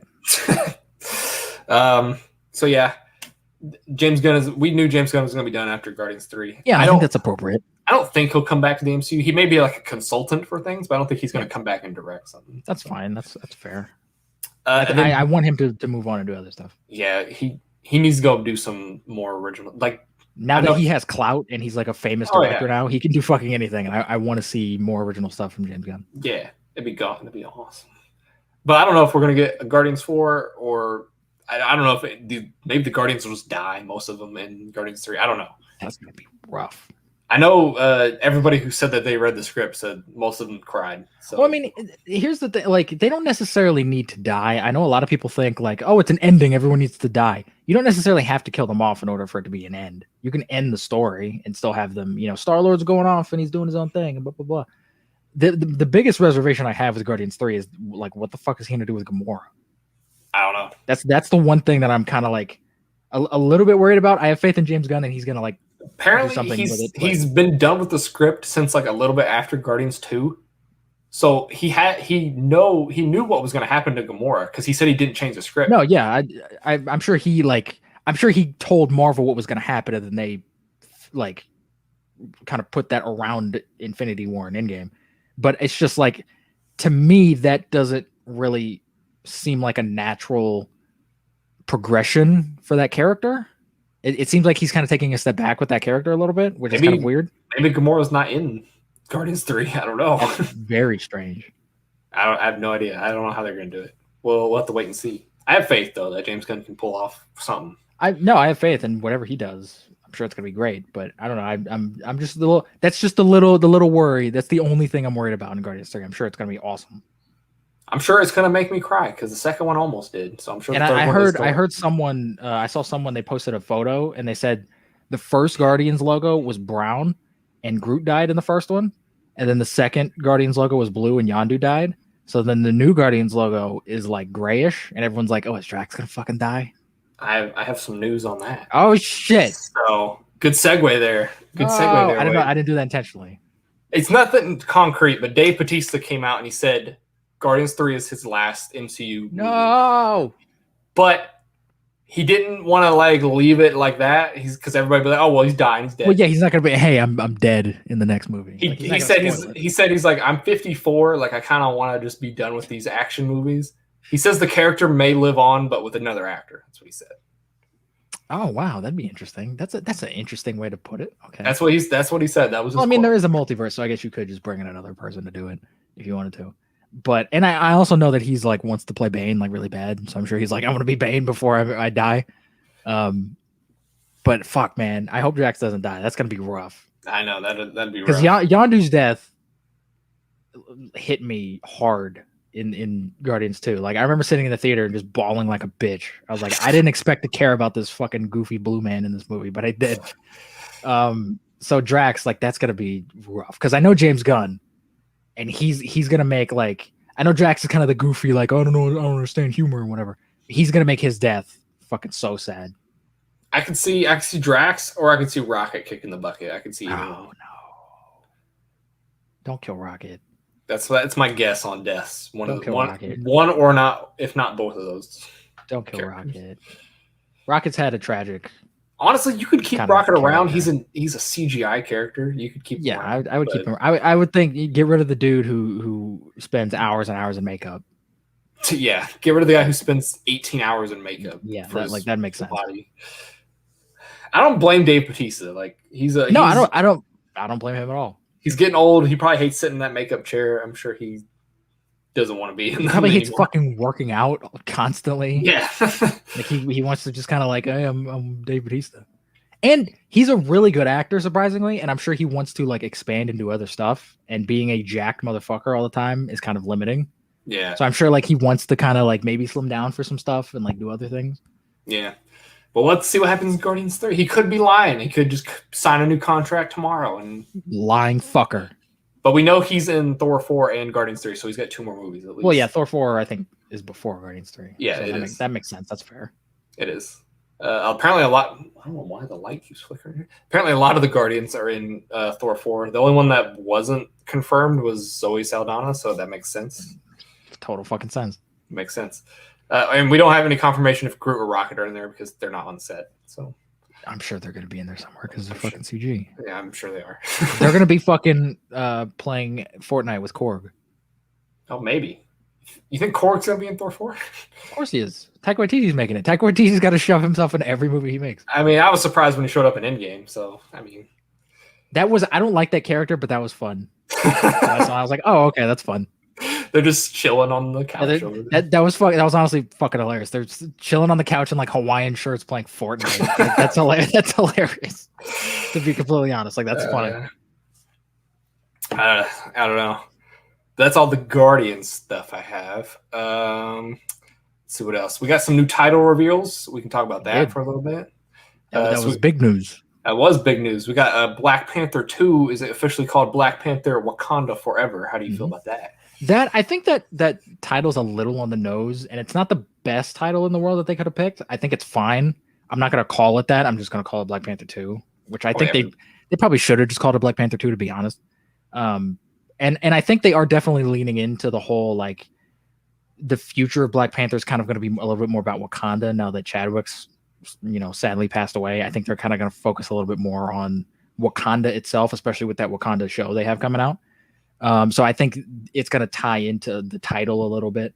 And obviously Wakanda Forever is like an iconic thing now, like that phrase. Yeah. So like from a marketing standpoint, it goes along with the, yeah, from a marketing standpoint, it makes perfect fucking sense why they did that. Yeah. It doesn't really tell me much about the plot though. No, not really. We still don't even know who the villain is. A lot of people are saying Namor. I've heard that Namor is in it. Some people are saying Doctor Doom may show up in it. No, that doesn't make any sense. Which, if Namor's in it, that fucking sucks that we couldn't see Chadwick Boseman's Black Panther interact with Namor. Like that fucking really sucks, man. Do you think we'll even get a new Black Panther in this movie, or do you think it'll a new Black Panther or a new T'Challa? Either or. I think we will see a new Black Panther. There's going to be a Black Panther. They're not just going to get rid of that character. I think it's going to be Shuri. I think they're gonna pass the mantle to Shuri. I know everyone's been wanting to recast T'Challa. I know there's been like a big fan push to recast T'Challa. I'm pretty sure Marvel said that they're not going to do that. Yeah, they've said multiple times they're not going to. Which I can understand why fans want something like that. I can understand why fans kind of want, because T'Challa is like, he's got a lot of stories, and now that he's just kind of gone, like we're just gonna forget about those stories. Like I get it, but you have to also think about, like, I would feel so bad for the person that has to follow Chadwick Boseman, right? Because he's gonna get death threats. Even if he's good, he's gonna be the guy that isn't Chadwick Boseman for the rest of his life. He's gonna be the not Chadwick Boseman Black Panther. Like that's gonna suck for that guy. This isn't a War Machine or even Bruce Banner. This is recast. This is Black Panther, a movie that a lot of people liked. Yeah, I mean, it's not even that. It's iconic now. It is. He's an iconic character. Yeah, and it wasn't. They were in one film and he got recast. Black Panther was in what?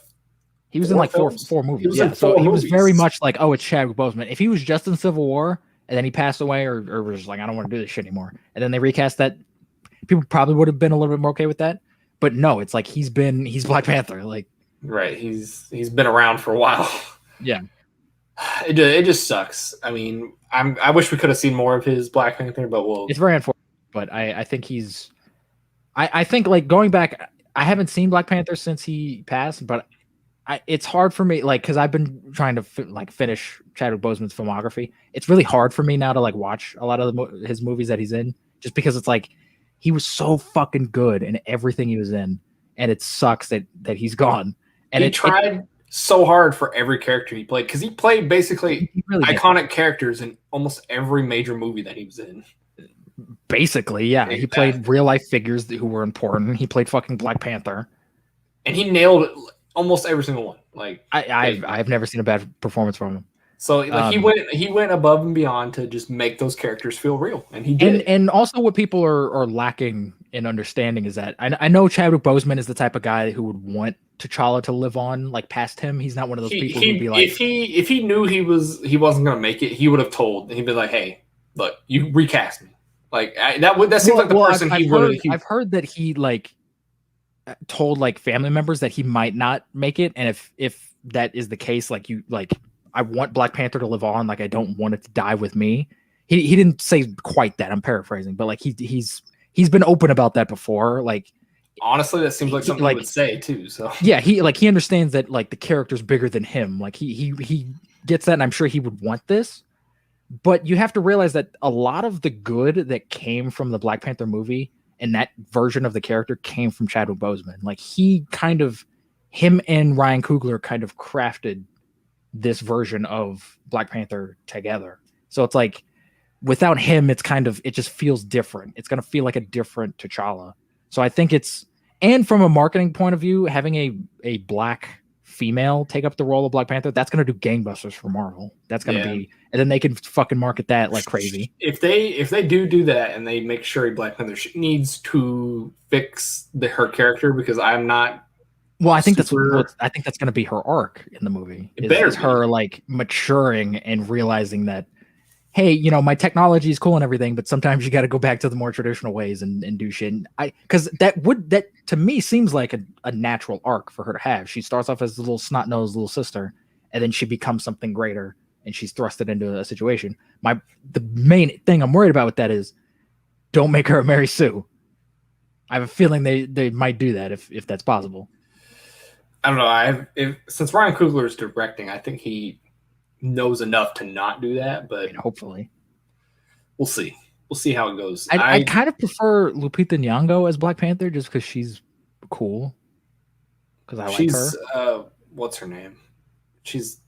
I think I know who you're talking about. She's Nakia in Black Panther. Because she she looks kind of like she could be Black Panther. Like she just has like the look and like the vibe. Honestly, if I was going to pick anybody, it was going to be Okoye. I think Okoye could be cool too because I actually like Okoye. Awesome Black Panther. But I think they want to keep it like in the family, so they're going to go with Shuri. Probably. I could also see just some random guy becoming Black Panther. That'd be dumb. It would be dumb, but I could see it happening. That'd be really dumb. And I know everyone's saying, "Oh, Killmonger's going to be Black Panther." Killmonger's dead, guys.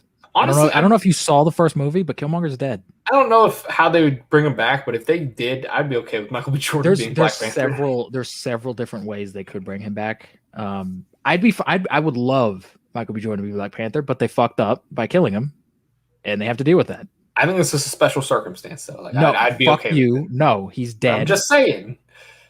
It's a special circumstance. He's dead, and if you bring him back, I'm gonna hate Black Panther even more because it's gonna ruin his ending in that movie. Because his ending in that movie was really good. I'd be okay with it if they wrote it well. I'd be okay with it. So. I wouldn't. So if they do that, fuck this movie. Black Panther. Michael B. Jordan came out and said that he's not in Black Panther 2. So good. You don't have to worry about it. He has no right being in it. He's dead.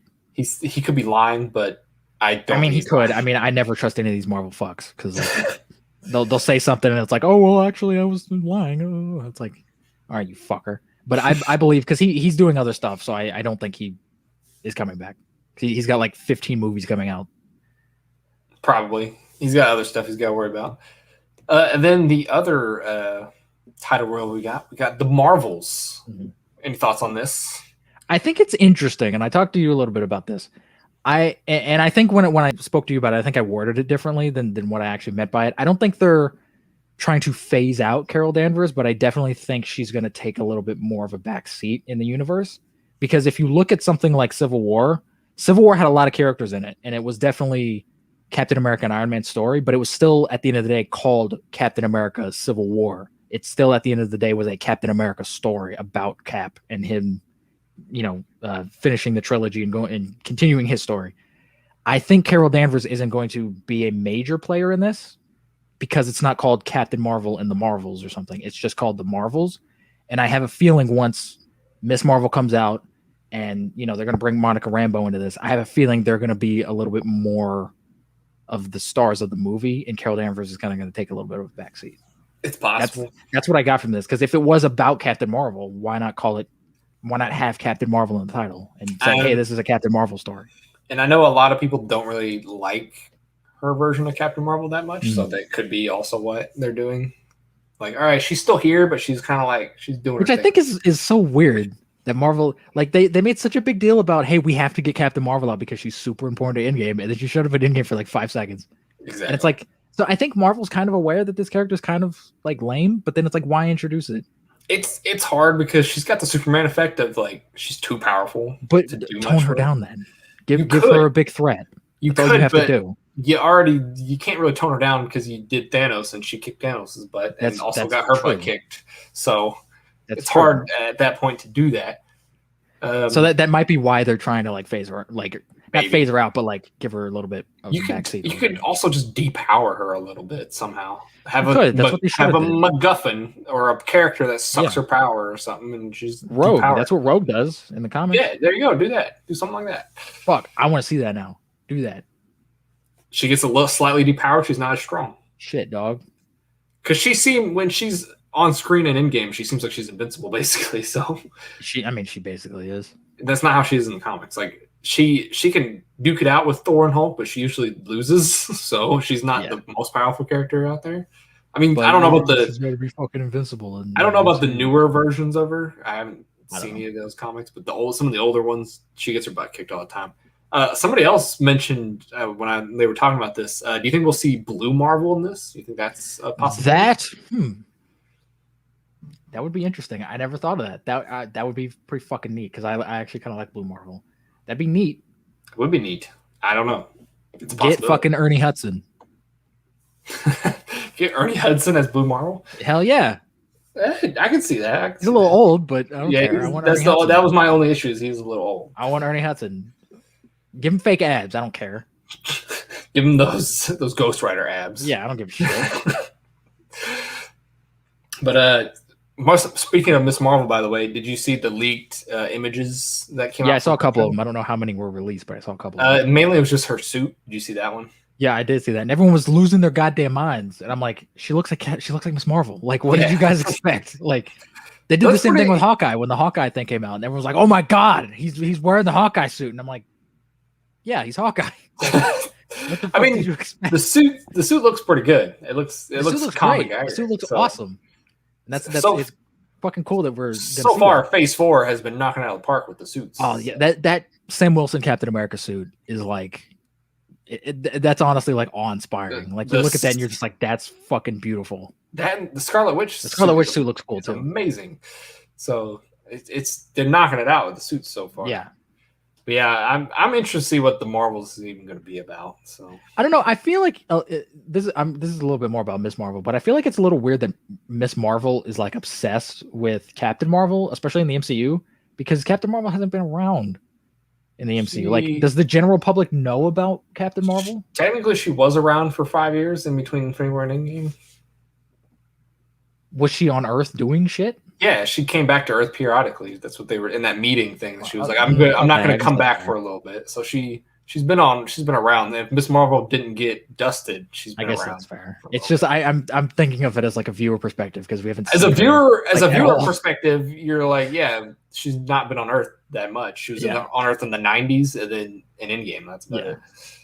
So, but I guess in the timeline wise, that makes sense. Yeah, I'm sure that they may touch on that in the show, Miss Marvel show. Maybe it takes place in between Infinity War and Endgame. That could be a possibility. That could be neat. I doubt it because they want. Well, no, I don't know if it'll take place in between that. Because I'm sure they want this actress around for a while. You can't just like age her up. Well, I mean, if it's maybe towards the end of it, like not at the very beginning of. I mean, possibly. Because if they're doing, you can do that. If they're doing an origin, which I don't know if they are, I'm guessing they're doing an origin for her. Sure, we'll see it. I don't know if the show itself will be an origin, but we're going to see it at some point. So then you'd have to be like, okay, Captain Marvel's been around because that's her inspiration, and then she's got to get her powers also. Yeah. So, which do you think they're going to switch up how she gets the powers? Because she's an Inhuman in the comics, right? Yeah. You think they're going to switch it up, or do you think I've heard she's an Inhuman? I've heard that she's going to be an Inhuman in the show. So fucking A. I mean, I don't know for sure, but does that mean the Inhuman show is canon? The Inhuman show is not canon. We got some news on that too. Oh Let's talk shit! about that. Great I'm segues killing it all with the day. segues. Great segues. Unintentionally. Nothing is official on this. This is just Disney Plus being Disney Mm. Plus. Who knows? But they moved all the non-MCU made shows. So WandaVision, Falcon and Winter Soldier. They are now in the Marvel Legacy category on Disney Plus, which is where they put the X-Men and the Fantastic Four and all those movies and stuff. Now, this is not official. This doesn't mean that they're not canon, but a lot of people are taking it as this is like leading to that point. Mm. So apparently, Agents of S.H.I.E.L.D., Inhumans, Agent Carter, which is weird. Agent Carter seems like one of those things that's like, okay, that is canon. Yeah, Agent Carter is such like a small thing. Like, I don't understand why you wouldn't just make that canon. And they also like, it's not. I'm sure it doesn't the affect the actor rest of the. Yeah, and they brought in Jarvis for Endgame. from Endgame, so I don't know. Like for fan service, which seems weird that you're just not going to make that canon anymore. So, but I mean, like, I get that Disney Plus and like Kevin Feige doesn't run Disney Plus, so I'm sure like whoever is in charge of Disney Plus is just kind of putting stuff places because, to be completely fair, Kevin Feige hasn't said shit about what's canon and what's not. So I'm sure like, where do I put this? The reason people are saying that this is getting to that point of it not being canon is because before they weren't in that category. They were in the Marvel Studios category. Oh, were they? Really? Yeah, they were already on Disney Plus, but they moved them to the Marvel Legacy category. That's why people are freaking out about it. Because they're okay, so it's not canon because you just moved it. So, or unless somebody just fucked up and just moved it down there for no reason. So I don't know. This could be a telltale that it's not canon. I wish Kevin Feige would just fucking come out and give us that fucking timeline he's been saying he would give us after Endgame. He hasn't done that yet. Give us the fucking timeline. Do you think this affects the Netflix canon? I don't think the Netflix shows are canon. I think we have to kind of come to the realization that they're not. Even if like we see Charlie Cox and they make like subtle references to the shows, I don't think we're never going to get more seasons of those shows. We're never going to get a Daredevil season 4 or Jessica Jones season 4 or anything like that. But I think that they might keep it ambiguous in the movies just to not piss off anybody. But I don't think they're ever going to acknowledge shows. I fully think that's what they're going to do. They're going to be like, oh yeah, the shows are canon, but they're not canon at the same time. Yeah, they're whatever you want it to be. They're never going to outright say because they know that Daredevil has a very passionate fan base and they don't want to piss them off. So they're going to be kind of vague about it. So does Agents of S.H.I.E.L.D., and they just pissed off all of them because there was also rumors. I didn't put it in our news a couple weeks ago because I didn't think it was that important, and I also thought it was a bad rumor that wasn't true.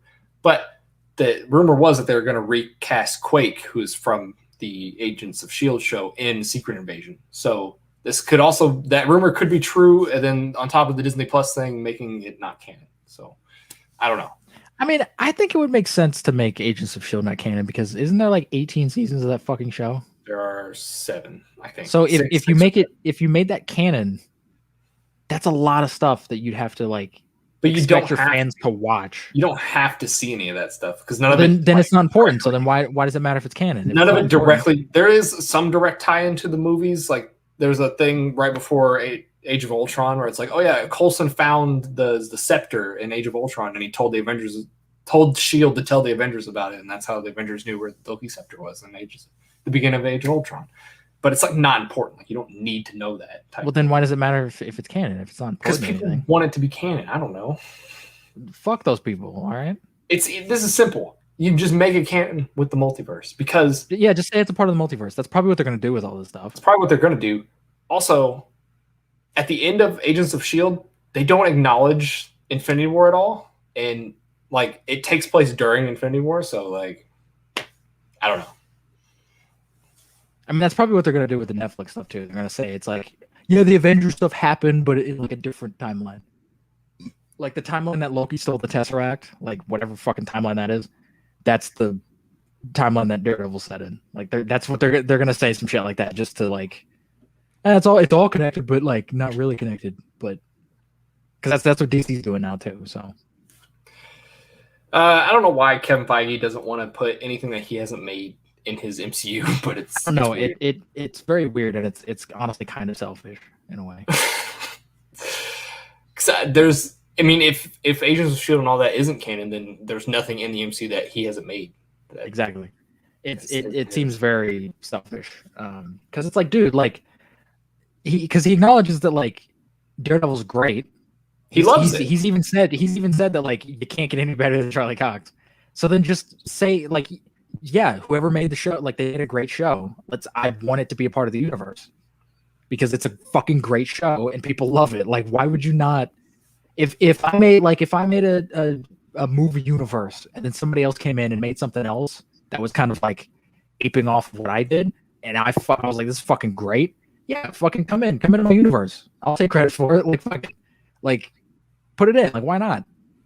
I mean, it seems like that's what they might be doing with old Spider-Man, but there he's like, oh yeah, let's bring the Toby and the Andrew stuff, and let's bring them in. Let's do multiverse stuff.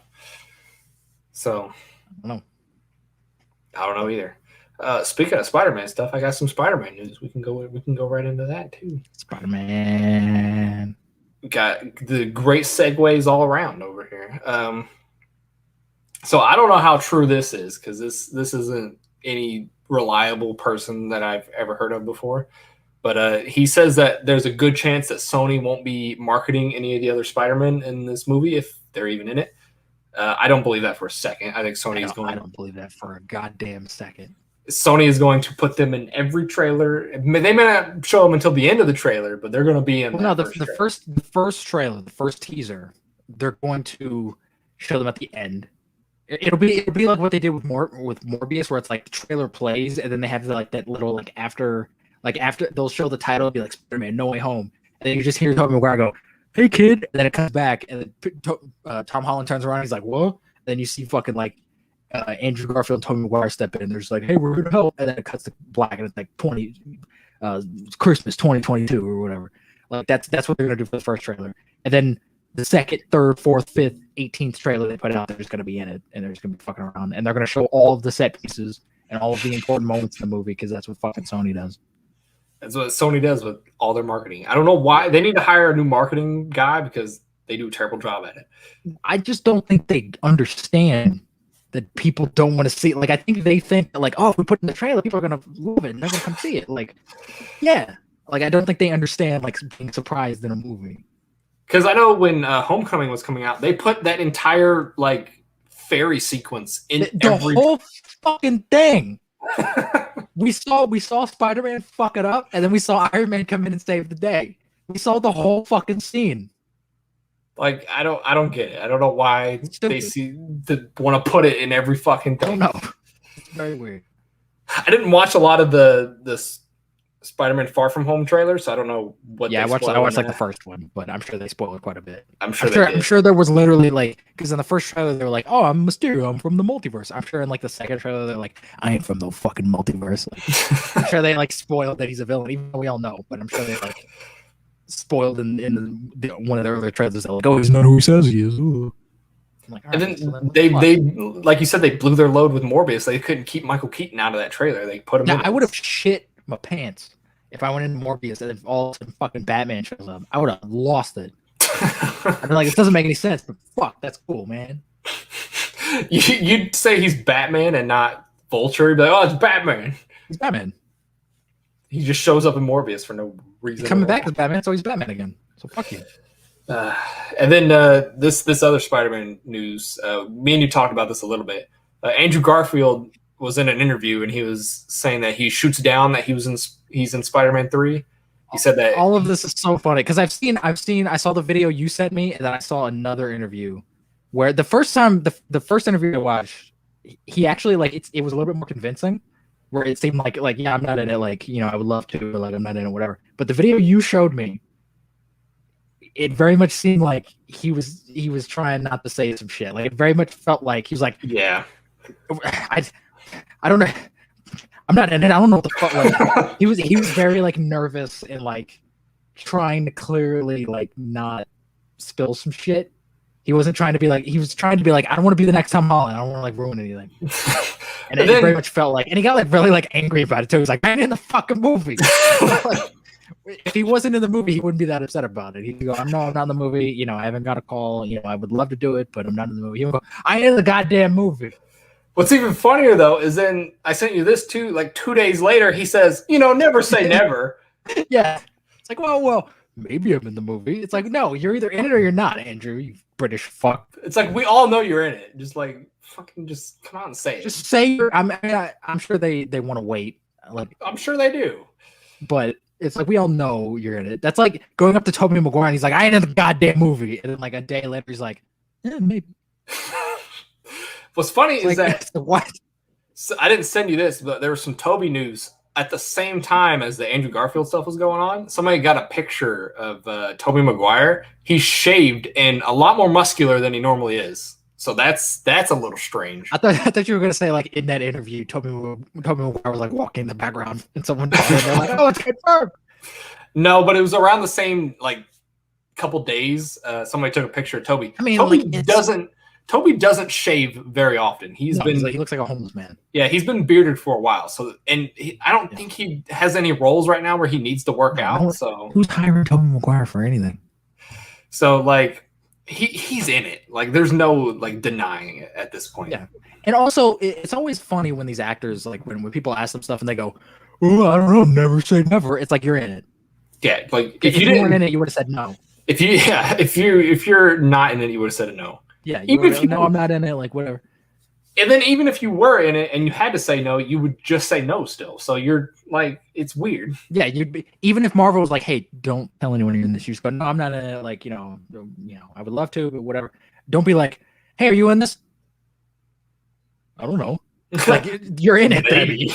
You're in it. What do you mean maybe? Are you in this fucking movie or not? Do you not know what movies you're in, Andrew Garfield? You just show up on set and they film you and they just put you in stuff. Like, because the same thing with Paul Rudd. There was an interview with Paul Rudd and they're like, "Hey, are you Ant-Man?" He goes, "Nah." and then like a week later, they're like, "Yeah, Paul Rudd's Ant-Man." Yeah, it's like I don't trust any of these Marvel fucks. Andrew Garfield could literally come out and go, "Fuck Marvel Studios, fuck Kevin Feige. I ain't about that bullshit." Then like 2 weeks later, he's like, "Oh no, I'm in it. I've been in it for like a year. We've been filming for like 2 years now." It's like, what? I don't trust any of these fucks. I'm sure I've heard people who have like very reliable sources talk about this, and they say that like they're in it. Like it's every reliable source has said that they're in it. So to me they're in it. They're gonna be in it. Also, if they're not, I feel so bad for Marvel because people are gonna fucking riot. People are gonna hate that movie, even if it's a good movie. People are even like, if it's good, they're automatically gonna be like, "Fuck this movie. This movie sucks." It's gonna be better than Spider-Man 3 though. So, I mean, that doesn't take much. It doesn't take much. Yeah, it doesn't. I want to know how much they paid Tobey Maguire. Because I know he was like not a lot because he's Tobey Maguire. No, I know he was begging for money. He's like, "I'm not gonna be in it unless you pay me a lot." And I want to know yeah, he was. I remember that, but I'm sure Kevin Feige was like, "Look, you're not Robert Downey Jr. We'll make this movie without you. Like, you don't have to be in this. It's not like if you say no, we're just not gonna make it. Like, we're gonna make this with or without you. We don't really give a shit. You're gonna take what we give you." I bet you they were in a room, Kevin Feige and Toby, and he just goes like this. He just goes, "You're not Spider-Man anymore, right? Like, you've been Spider-Man 20 fucking years. Like, you're not the current Spider-Man. You don't have any deal whatsoever with this." Yeah. Like, I don't know. I just want to know kind of how much. I hope someone looked Tobey Maguire in the face and told him to go fuck himself. Because like that is such an arrogant thing to do. Hey, I haven't been relevant in 20 years, and I haven't played this character in 20 years, but I want like $100 million to come back. Fuck you. No, I'm not gonna do that. We'll bring because I guarantee you Andrew Garfield would come back for a low price. I'm sure he would come back because I know he loves Spider-Man and felt very like jit that his universe like ended prematurely and stuff like that. So I'm sure he'd be like, "Fucking A, I'm coming back. Hell yeah, I got the suit in my closet. I'm wearing it all the time. Anyway, let's go." Like, so it's like, all right, fuck Tobey Maguire. We'll just bring in Andrew Garfield. Fuck you. Exactly, and then you could just bring in a random Spider-Man that no one's seen yet. If you're going to do multiverse stuff, you don't need Toby. You can just do it. It's not like the entire universe falls apart if Tobey Maguire doesn't fucking show up in No Way Home. Like, oh man, like none of this makes any sense. Like, fuck you, Tobey Maguire. You're not relevant anymore.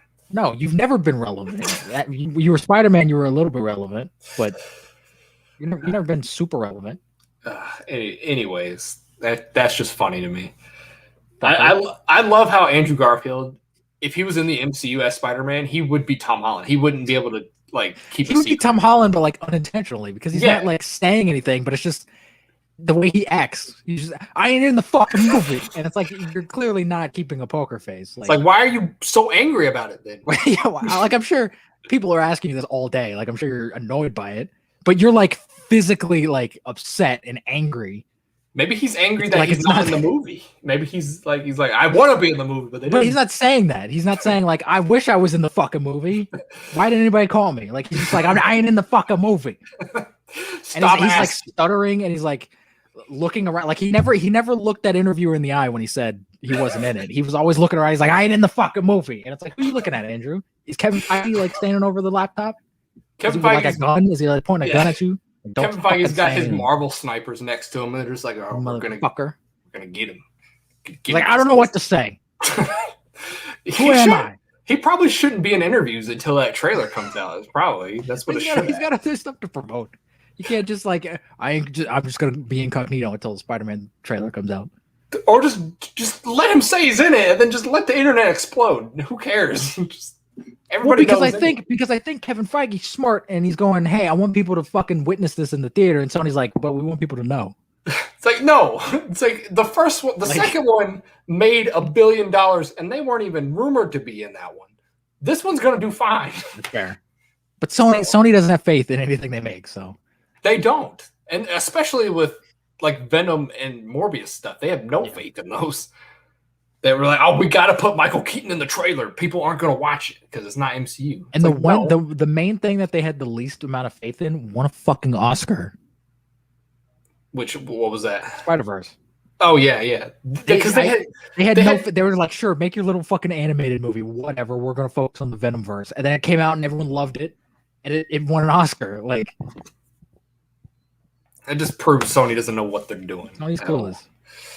They're clueless, but not in like a WB way, where WB's clueless because they don't understand like the characters. I know. I don't think Sony's clueless like the way that like a dumb kid is like they just don't get it. Like they're not aware of like we made a good movie. Like maybe we should just continue to do that. They're like Venom. You want Venom? All right. Like they just don't get it. They're just like, what do you want? Just tell us what you want. So tell me what you want. We'll give it to you. We don't know how we're going to give it to you, but we're going to give it to you. Warner Brothers, I don't think they're clueless. I think they're just assholes. That's what I think. I think they're clueless assholes. Maybe. They're probably both. Yeah, they're probably both. And then my last couple Marvel news, this is just housekeeping stuff. So Doctor Strange was cut from WandaVision. I have this in my notes. Confirmed from Kevin Feige. Who fucking cares? It's funny because in my notes, I put Doctor Strange too white to exist. I care a little bit, especially because Kevin Feige is the one who said this, and Kevin Feige usually knows how to play the PR game when it comes to like talking about stuff like this. Kevin Feige literally said they didn't want the white guy showing up and saving the day. Which, by the way, if that's the idea you had on like, if that's the only like idea you had for Doctor Strange coming into the show, you need some new writers because you could have put Doctor Strange into that show. It's like when I talked about Superman and Black Adam in a movie. Like, imagine if Black Adam showed up and just kicked the shit out of Superman. You'd be like, "Fuck, this is a bad guy. This is a villain." If Doctor Strange came in and was like, "Wanda, you need to come with me. Like, you've been doing bad shit," and Wanda goes, "Fuck you," and then like slams him up against the wall or something, that would, you'd be like, "Holy shit!" Like, Wanda, fuck.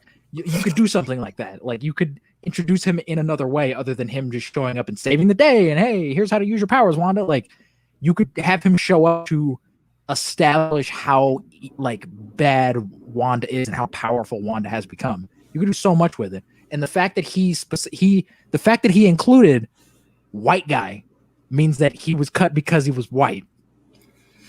Which, because if it wasn't that, he wouldn't have said that.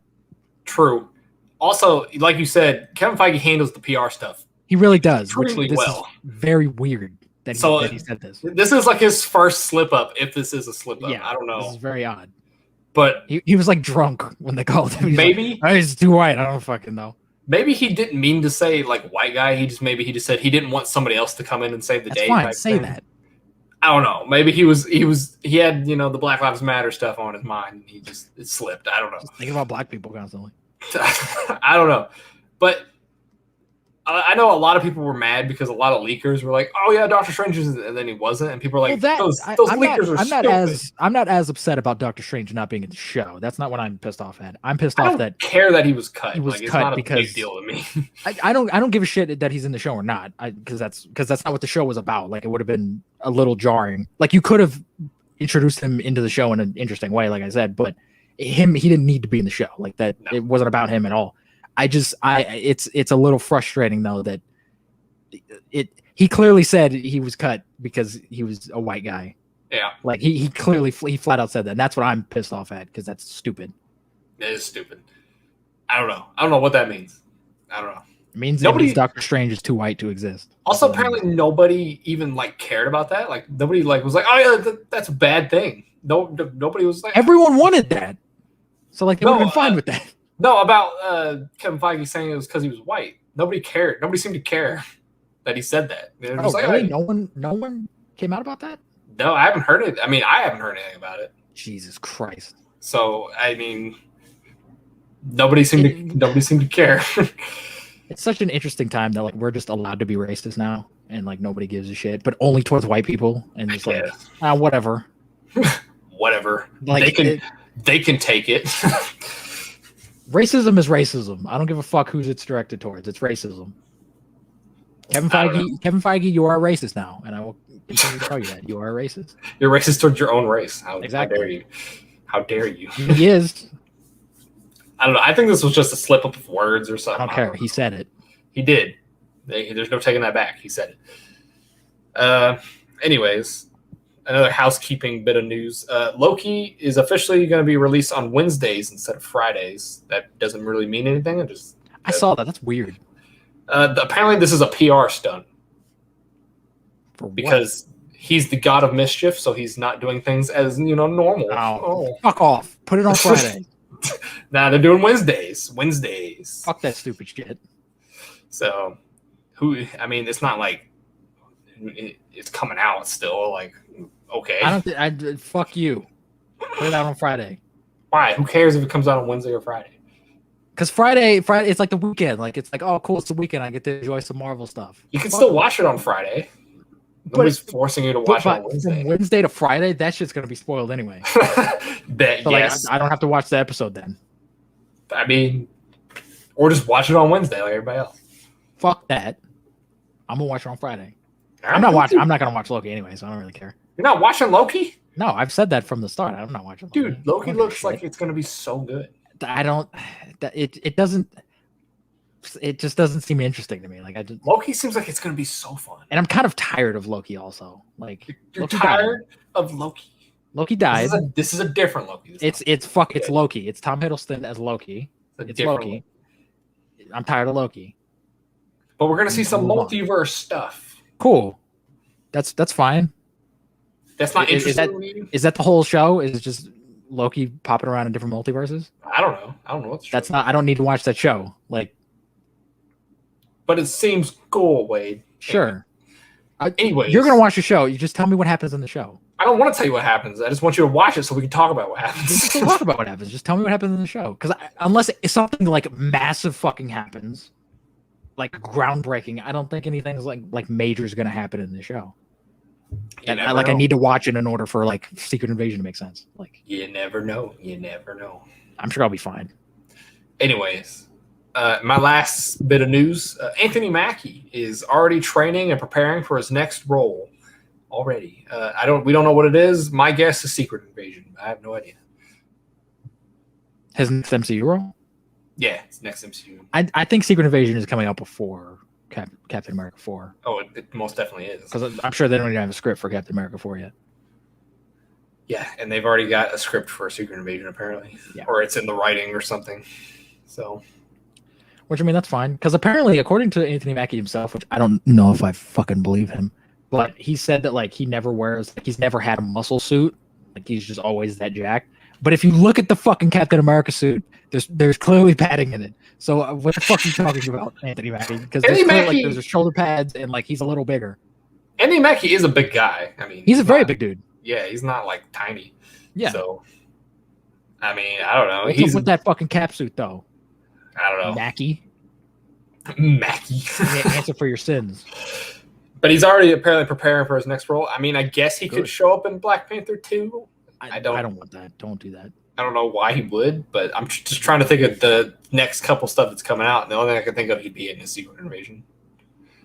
I mean, they could be shooting Secret Invasion somewhat soon. We might not see it for a while. But if it's as big as they're saying it's going to be, like, I'm sure they want to get the ball rolling. Probably. But, like, he's not going to be in anything that's coming out, like Miss Marvel or Hawkeye or anything, because those are already basically done shooting. Yeah, that's fine. So, I don't know. Well, we'll have to just. It's probably Secret Invasion, but we'll have to see. I'm going to take a shot in the dark and say it's Secret Invasion. That's if I was a betting man, that's what I put money on. That's all my Marvel stuff, though. You got anything I missed? No. Nah. I was on the money. All the same stuff. I'm always on the money. So. Basically. All right, you ready to get into some DC stuff? DC news. I don't have a lot of stuff, but two of the things are controversial, which one of them you've already discussed. One of them, yeah, I made a video about one. Do you want to like summarize that real quick, or? So basically, fucking some idiot came out on Twitter and said that like, Warner Brothers is looking for a black actor to play Kal-El, and then that blew up the internet, and everyone started freaking out. And then I made a video talking about why I am not supporting it because I'm a racist.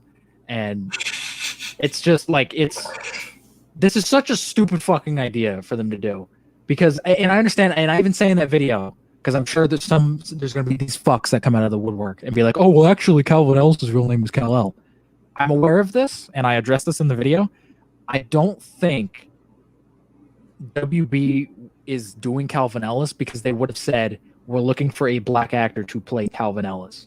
They said Kal-El, and it would make total fucking sense for them to want to continue to use the Clark Kent name because everyone knows Clark Kent.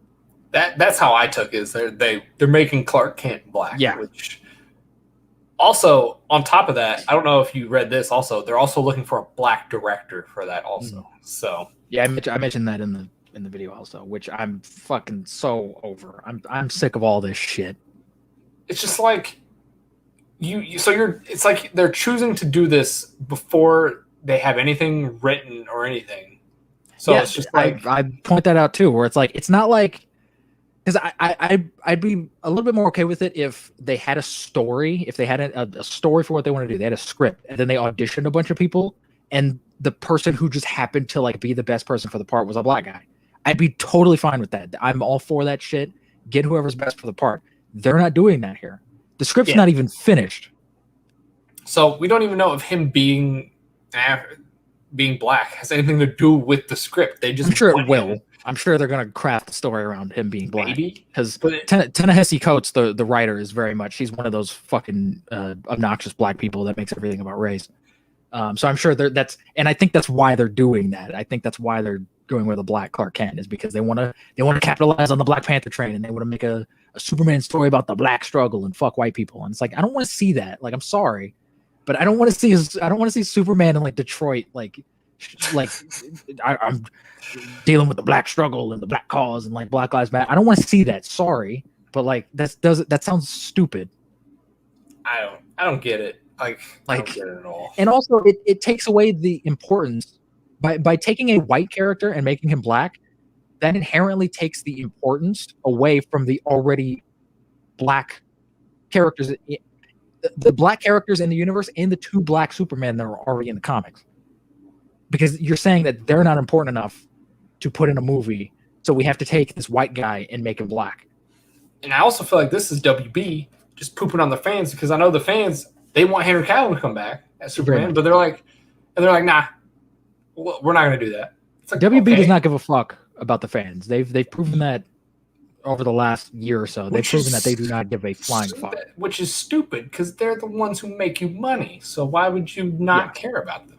They'll learn one day when DCU, or when this new DC universe, whatever the hell it's going to be called, hopefully they actually come up with a fucking name. When that starts to tank again, and people fucking hate those movies again, hopefully WB will get the lesson and go, oh, maybe we should listen to the fans because Well, I mean, it seems like watching these a lot of movies. people are going to be not watching it because they're not Snyder movies. So, I mean, it might start very soon with the next. I mean, yeah, that's already going to happen with the Suicide Squad. If that tanks, then we'll see. Even I mean, even I'm going to watch that just because I'm curious on what James Gunn's going to do. That doesn't mean other people are going to watch but it. Yeah, a lot of people aren't. Some people aren't like, oh, I'm James Gunn fan, I'm going to go see it. Some people are just like, no, I'm not. It's a DC thing, and they're hating on their fan base, so I'm not going to go see it. Yeah, and that's totally valid. And honestly, I'm honestly kind of almost done. Like, I'm definitely going to see the Flash movie because Michael Keaton's in it. And I want to see Michael Keaton again. And I'm going to check out the Suicide Squad. But honestly, like, especially with this fucking thing, with making Clark Kent black, like, I'm finished with WB, to be honest. Like, I'm not. You're not even going to see the Batman? Maybe. Like, at this point, like, I'm just like, I'm over all of this bullshit. You're like, I'm tired of Batman. Too much. I mean, honestly, I am, and I addressed that in the video too that I made, where it's like, why are we getting another Superman movie? Because it's gonna be another origin. Again. We're gonna get another fucking origin movie, and then it's like, if you want a fucking Black Panther movie, and if you want to ride the Black Lives Matter train and do that fucking thing, fine. Take one of the black characters from the fucking universe and make them into a movie. Where's Jon Stewart? Where's Cyborg? Where's that Cyborg movie that they announced 15 fucking years ago? I understand Ray Fisher isn't like, they don't want anything to do with Ray Fisher anymore. Fine, recast him. It's Cyborg. It's not like you're recasting fucking Iron Man, all right? It's Cyborg. Like, do the Static Shock movie that apparently is in the works. Like, they keep saying they're going to do all this shit and then they never do it. And then instead of actually doing the stuff that involves black characters that actually you could have, because Static Shock, the cartoon, dealt with some like actual like black like culture stuff and some black issue stuff, and that was a fucking kid show from like the late 90s. Like, you could actually like do something with that, and instead of doing that, they're taking the white guy and they're just making him black, and they're going to do that through the white character. And it's like, why?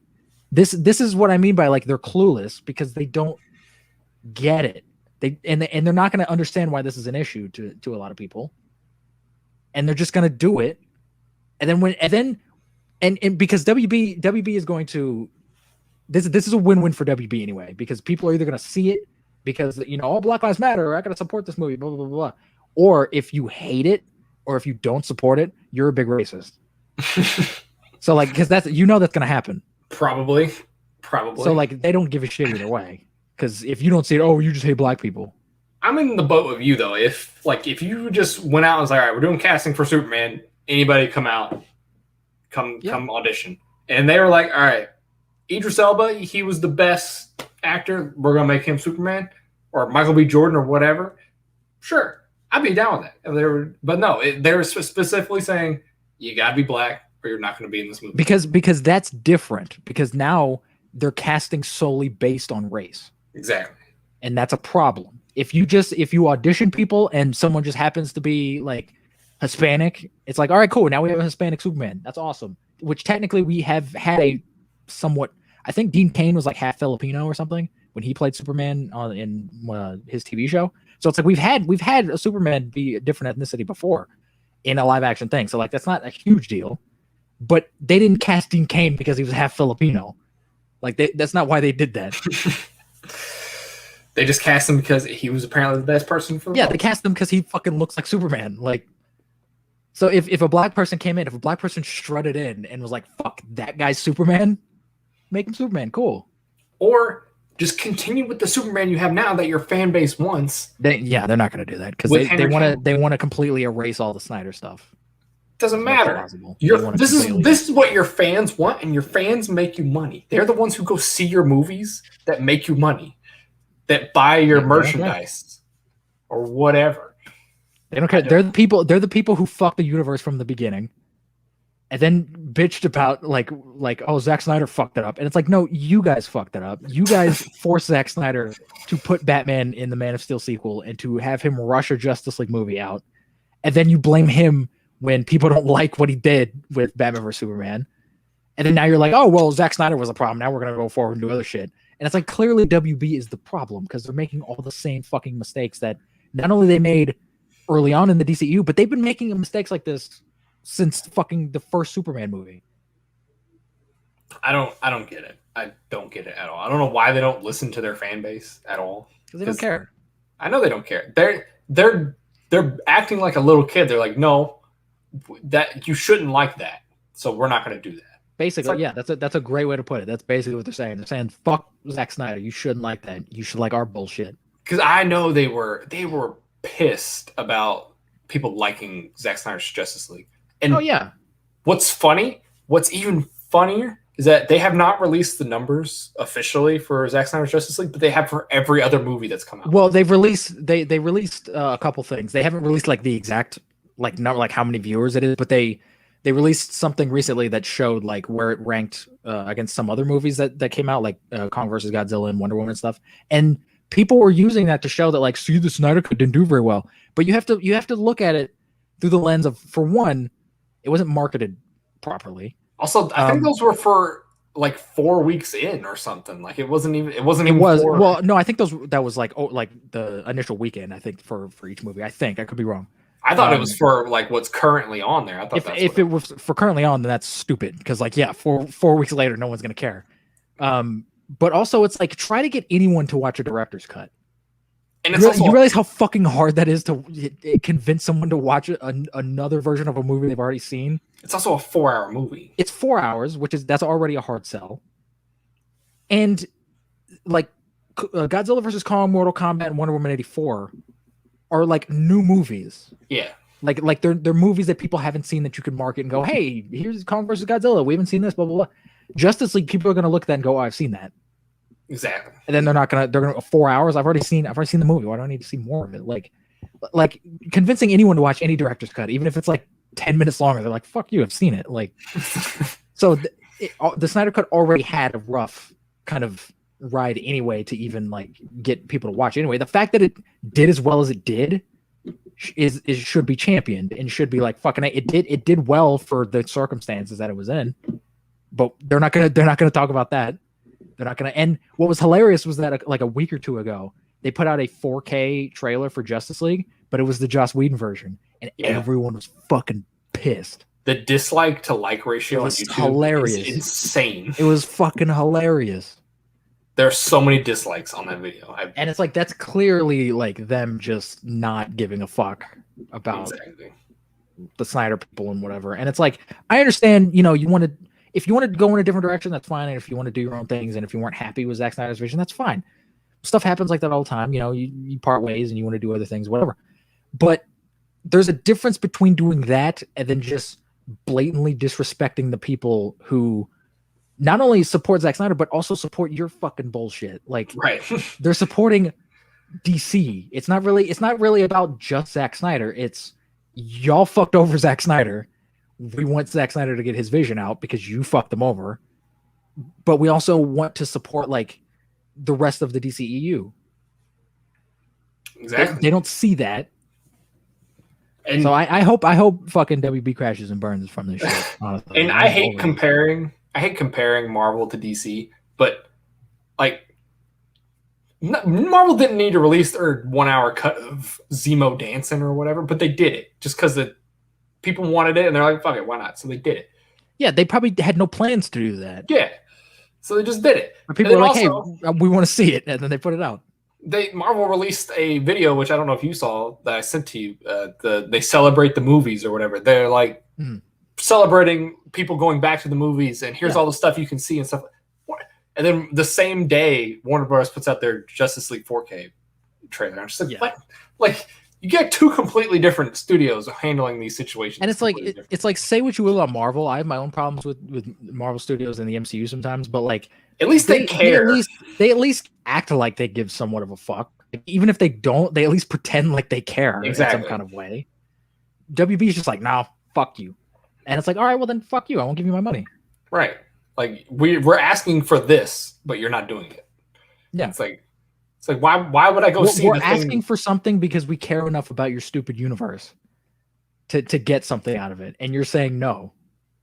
Like, yeah, all right, well then fuck you. It's like, yeah, we want more Snyder stuff. We want more Superman stuff. And maybe there's a big outcry for Snyder stuff because people like Zack Snyder stuff. Like Like maybe that's why people want Snyder's stuff. And even if you said, look, we're not gonna do Justice League 2 and 3 with Zack Snyder, but we will bring back Henry Cavill, we will bring back, Ray Fisher and stuff like that, and we will do movies with them and keep them around. I think people would be totally fine with that. Like we might not bring Zack Snyder back to do more movies, but we will continue what he did. But just kind of take it in like a different direction with different directors and stuff like that. Like that's fine. They're just scrapping all of it and saying fuck everyone. It's dumb. Warner Brothers. I don't know what they're doing. I don't know what they're thinking. It kind of makes me angry, honestly, just a little bit. It should make everyone angry because they're just like, you know what? We don't care about anything that you care about. It's like, okay. I mean, yeah, that's basically what they're saying. It's like nobody asked for another Suicide Squad reboot, but they're doing it anyways. No, because they did it because they're desperate for a Guardians type movie. That's why they brought on James Gunn. Yeah. And it's not like it serves any purpose for the overall story of the DC universe or whatever. There isn't a fucking overarching story in the DCU. They don't like that this universe is such like a hodgepodge of nonsense. Like they keep saying like, oh, it's this universe. It's not. It's just like a series of movies made by different people that don't really connect. Like that happen to have the same actors. Even the continuity between the two Wonder Woman movies that are made by the same person, they're horrible in them, and they're bad. Like there's no through line to this shit. The Zack Snyder stuff has a through line to it because he fucking made the movies. But like every other movie is made by different directors and they all have different like things and like there's no connectivity to any of them really. But like in at least Marvel, they're almost everything they make seems like they connect to something in the universe. Yeah, whereas they're building to something bigger. Yeah, whereas DC is just like, let's just keep throwing stuff out until something sticks. Basically, yeah.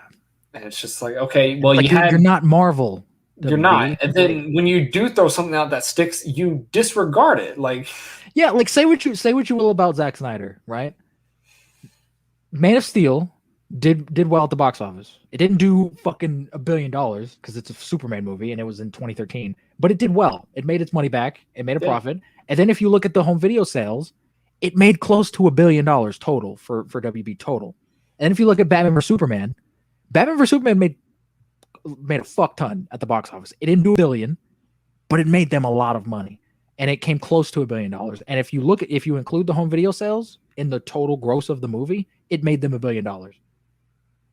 So like Zack Snyder might have had controversial movies, but he made you some of the most successful movies in this fucking franchise. But then even with the movies that did make a lot of money, like Shazam, the people who did see it, they liked it. And then it's just like, okay, but we don't want to put Superman in a Shazam movie. We don't want to put Black Adam in the second Shazam. It's like, what are you doing, man? You don't want to connect. We don't want to connect Shazam to the overall DCU. And does this new Superman mean that like we're never going to see Henry Cavill again? Is he not going to show up in Shazam 2? He's in the universe, in that Shazam universe. Exactly. I don't know. Never going to see him again. Like what the? It's weird. That like you want all the money, WB. Have fucking Shazam and Superman team up to kick Black Adam's ass. That's gonna fucking people are gonna love that. People would go see that. Yeah. Honestly, you didn't make a lot of money from Shazam because people had no idea who Shazam was. Yeah, and they didn't know how to market that movie. Yeah, you're like, what is this? This is like Deadpool kind of, but for kids. Like what? I mean, at least they marketed it better than the Snyder cut, but it still wasn't. It was not marketed. Yeah, and also were they expecting Shazam to be like fucking Iron Man? I don't know. Shazam, like I understand Iron Man was like a D-list character, but now he's like one of the A-list characters. Shazam, like you're gonna have to build some of these characters up before they're at Iron Man status. You can't just come out of the gate like not every DC character is Batman. I mean, the first Iron Man made money. It made money. It didn't do fucking $1 billion. It didn't make $1 billion. But it made some money. By the third one, it made $1 billion because people liked Iron Man. It took 3 movies to get there. Right. I don't think they realized that. I think they're like, all right, same thing with Captain America. Same thing with the first two Captain Americas didn't make $1 billion, but Civil War did. Same thing with even the new Spider-Man. The Homecoming didn't make $1 billion. The second one did. And that's Spider-Man. That's a movie franchise that's been around for a while. Exactly. I don't think they realized that, like, we can't make $1 billion out of the gate. We gotta. No, that's why they wanted to rush a Justice League movie out, because they're like, fuck, we need $1 billion movie and whatever. A without team-up movie will understanding make $1 billion. You don't yeah, get it. that's what they thought, without Like, understanding no. that the Avengers did well because they built up these characters, and they were kind of first out of the gate with it. Like they kind of did it before anybody else did it, and they created like a universe out of it. And people were like, "Whoa, this is cool." And going Now, into now Avengers, you just look desperate because you're trying to copy them. going into Avengers, you're like, okay, I know basically every character except for Hawkeye going into this. Yeah, but I mean, who gives a shit about Hawkeye? Exactly. But like going into Justice League, you're like, okay, I know Superman, but he's dead. Batman and Wonder Woman. Yeah, that's it. And to be fair, in Zack Snyder's version, his 4-hour version, you do get to know Flash and Aquaman. Yeah, he does a great job of introducing them in those movies. Yeah, and even if you trim that down, you could still have all that stuff in the movie to introduce these characters. But in the Justice League, it's like, who the fuck are these chuckle fucks? I don't care about any of them. Yeah, and they're completely different characters, also. So, pretty much. Like Cyborg is intense and he's like a grumpy serious. black guy. And then in the Justice cut, it's just like, oh yeah, he's a goofball or whatever. Well, Cyborg in Justice League is very just like, oh, I hate everything. In Zack Snyder's Justice League, he is a little bit like, he starts off that way, but then he has a natural progression like normal characters should have, where he comes to realize that his flaws are what makes him special. That moment, that's what a fucking character arc is. The moment when he says that he's not broken in that little thing, it's a great moment, man. Great, it hits me right in the feels. It's so fucking good. And that moment when he's figuring out how to fly on the roof, and then he flies up and he's smiling, like he finally he's figuring this shit out, and he doesn't feel like alone anymore. Like, that's cool. But nah, this all came from Zack Snyder, by the way, the guy that you guys fucking hate. Yeah, so but nah, we can't make good characters. Nobody likes our characters, but whatever. People love your characters. People want more of your characters, but you're like, nah, we got to reboot it. We got to do it all over again. They own every character. They're not in a Marvel situation where it's like, oh, we can't really use this character yet. They can fucking use any of their characters. Do anything you want. Let's make another Superman. Let's make another Batman. You could make a Justice League movie that starts like when there've been Justice League for 10 years and just finally... You could make a Justice League movie without Batman, Superman, and Wonder Woman. You could do it. If they wanted to, they could. They won't. They're not. Yeah, they won't. Yeah, they won't ever. But they could do it. It seems like Marvel's going to make an Avengers movie without most of their main characters. So yeah, and that's awesome. We'll see how it goes. We'll see what happens. And it's just it sucks that they've given up all this DC shit. I don't get it. It doesn't make any goddamn sense. Stupid. Anyways, we went on a little bit of a tangent there. Fucking A, man. Another piece of DC news I have. This is kind of older news. You may have mentioned it in last week. Did we mention that Keaton's Manor was a picture for the Flash set? Fuck, I totally forgot to include that. I'm glad you brought it up. I couldn't remember. I know it came out around the time we did the last podcast. It came out like a couple days ago. Yeah. So, but yeah, Keaton's Wayne Manor was seen for the Flash set, and it's freaking dope. I'm fucking so excited, man. I'm excited. I can't wait to see. They better not fuck this movie up. They probably will because it's Warner Brothers. Damn it. Because I want to see Michael Keaton's Batman back. They'll make Keaton not the same Batman or something. Like, I don't know. Don't do that.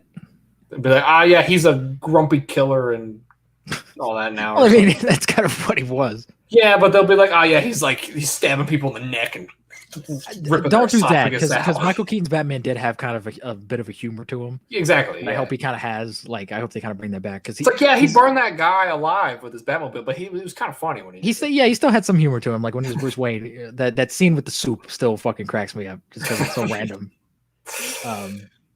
So yeah, hopefully they don't make him Ben Affleck's Batman. Like, that's a different Batman.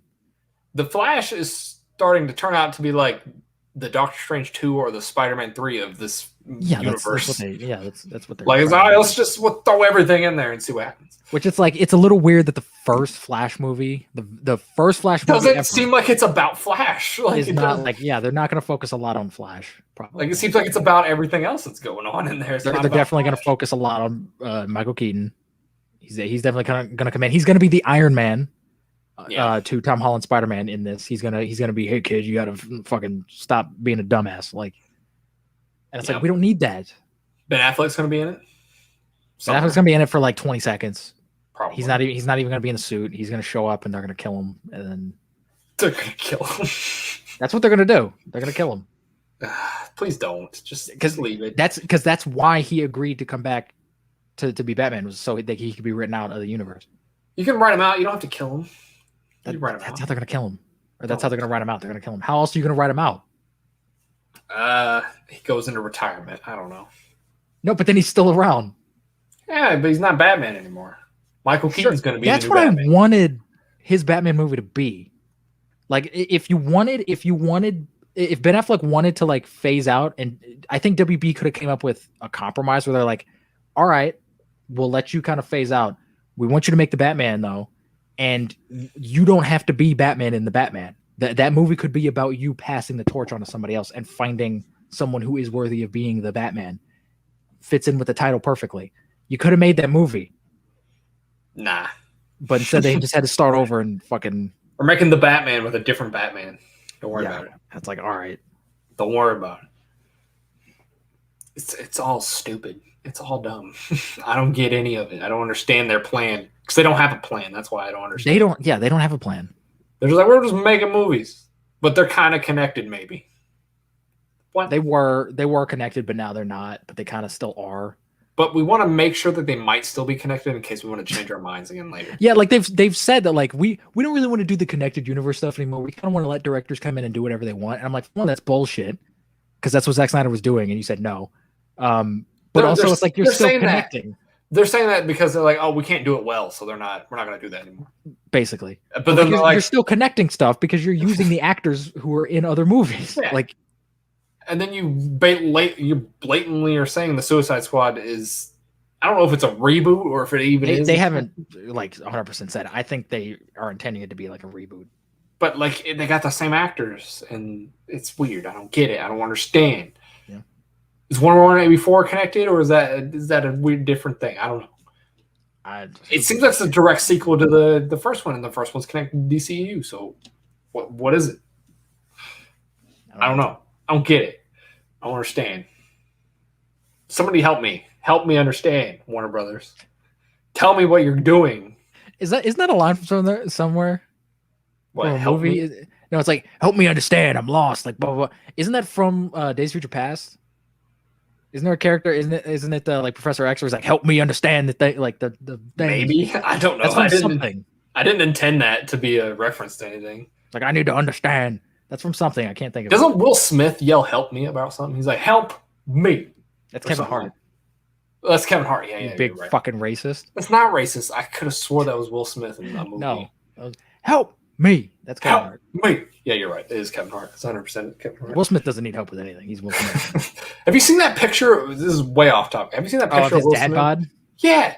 Yeah. He's like lost all of his like his muscle and stuff. I'm like, go Will Smith. Go be good for him. He's a fucking 50-year-old dad. Like, who gives a shit? He's not a superstar anymore. He doesn't have to be jacked. He's not fat. Like he's not fat. He looks like a person. He looks like a dad. Looks like a normal person. Let the man live. I give respect for him even posting that. He didn't have to post that. He didn't have to. Yeah, he could have photoshopped some shit and be like, oh, I'm still fucking ripped. But no, he's just like, hey, I ain't doing shit. Like, whatever. Respect to Will Smith.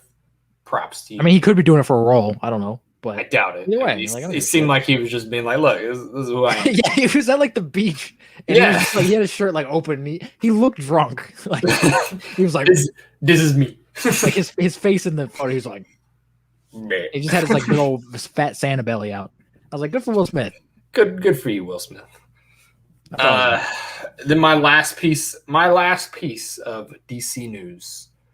This I know you already know about this. I saw it on your Snapchat earlier today. The Hollywood Reporter is once again saying that there will be a Joker sequel.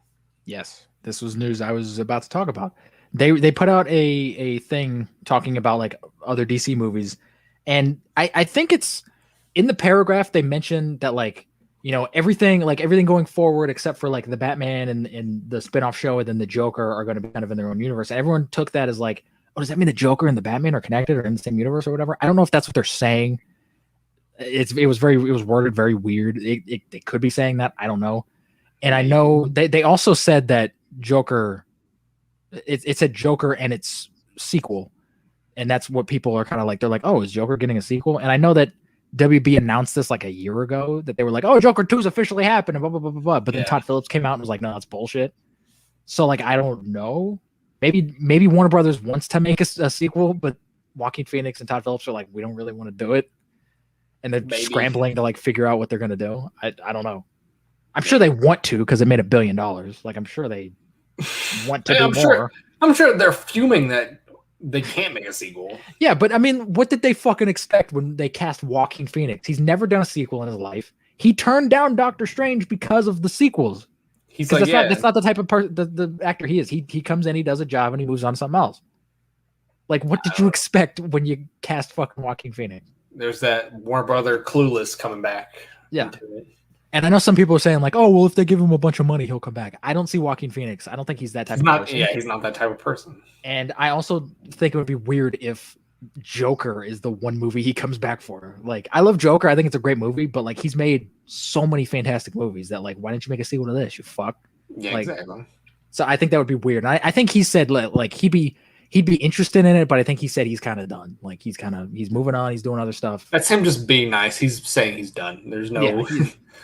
Because he's also that type of person that like he doesn't want to be known for like one thing. He disappears into like every role, so he wants people to like know him for different things. I don't think he wants to be known as the Joker forever.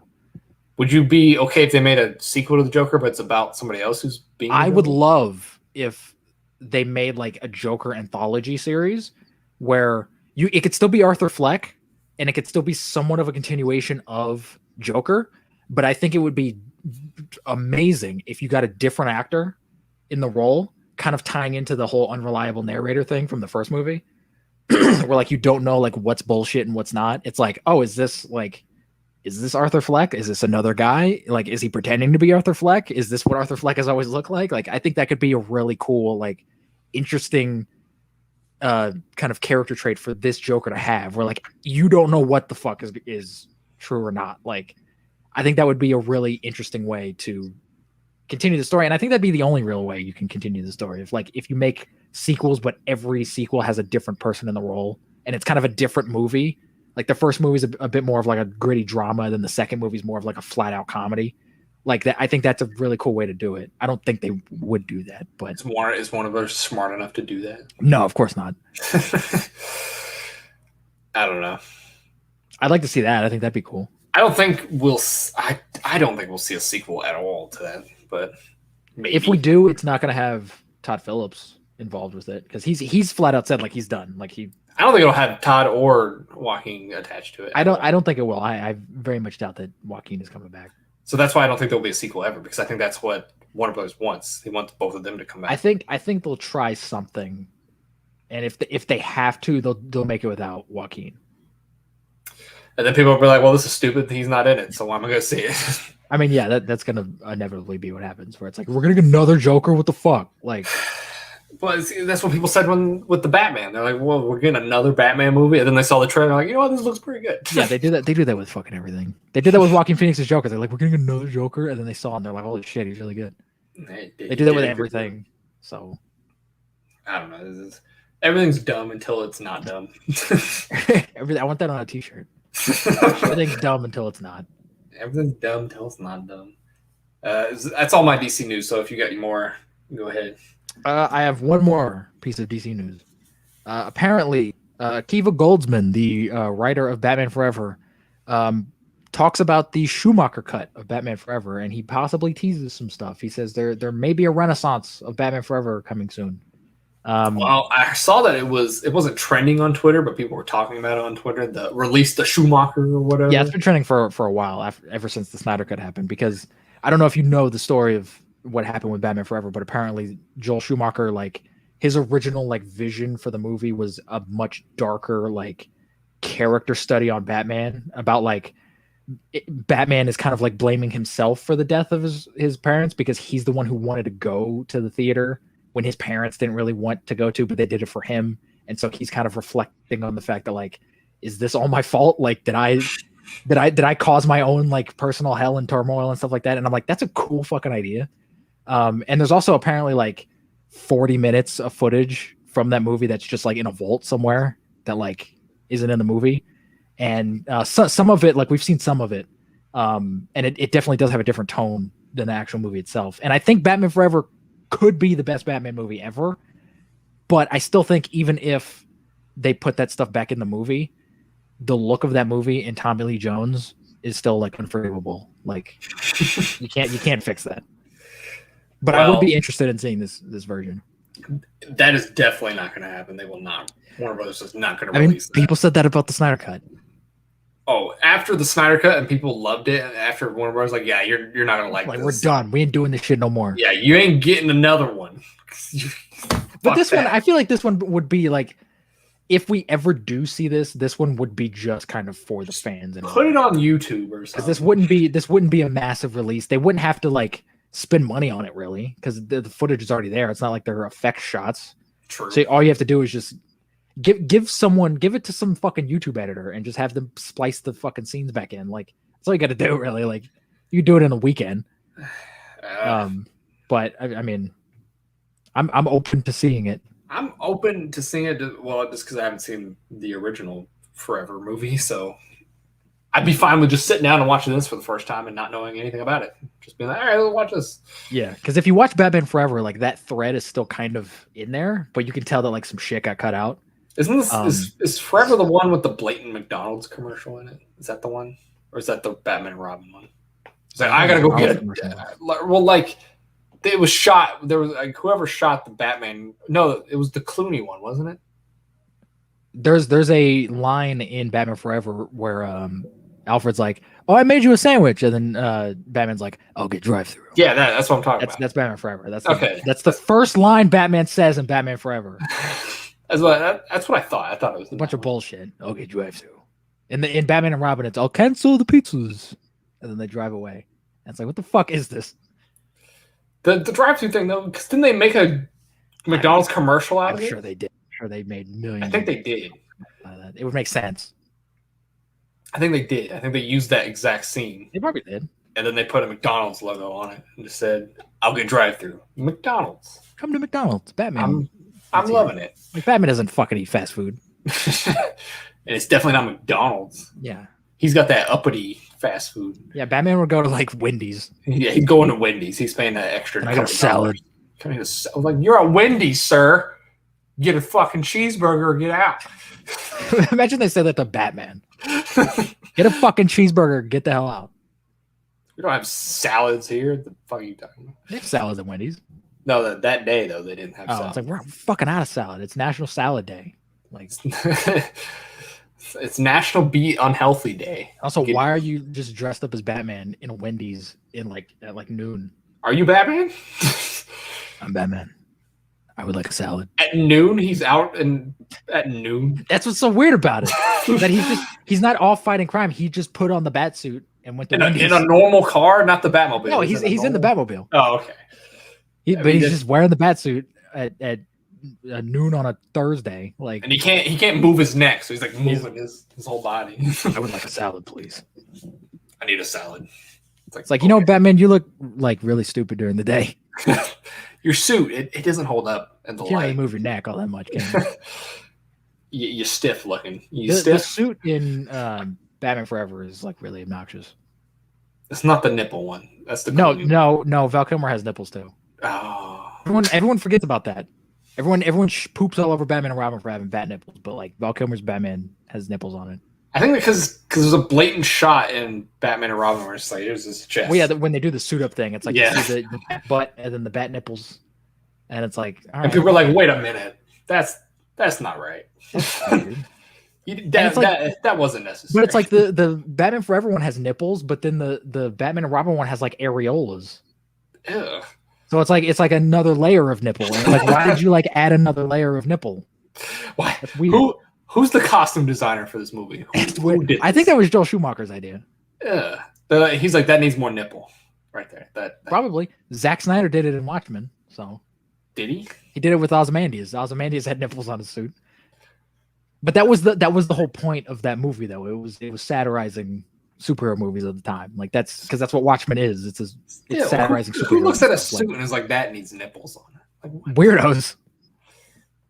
Like that honestly, Zack Snyder putting nipples on a suit, that makes sense for him because he's a weirdo about the human body. Like, I mean, sure. That's like him of all people makes sense. That's like that weird trend for a couple of years where people are like, those toe shoes, those are the new thing. Yeah, those are ugly. They are not the new thing. If People don't want you to see bought those and thought those looked cool, you need to be deported. that.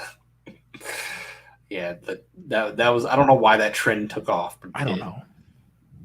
It doesn't make That wasn't really a trend though. Like it was a trend. Putting nipples not on the superhero suits. not the nipples, but the toe. The toe shoot thing was, yeah. But like that was just a thing that Joel Schumacher did, and everyone was like, "This is weird." It may have been a thing. I don't know how many. And then nobody else did it except Zack Snyder. Superman didn't do that. There were no nipples on the Superman suit.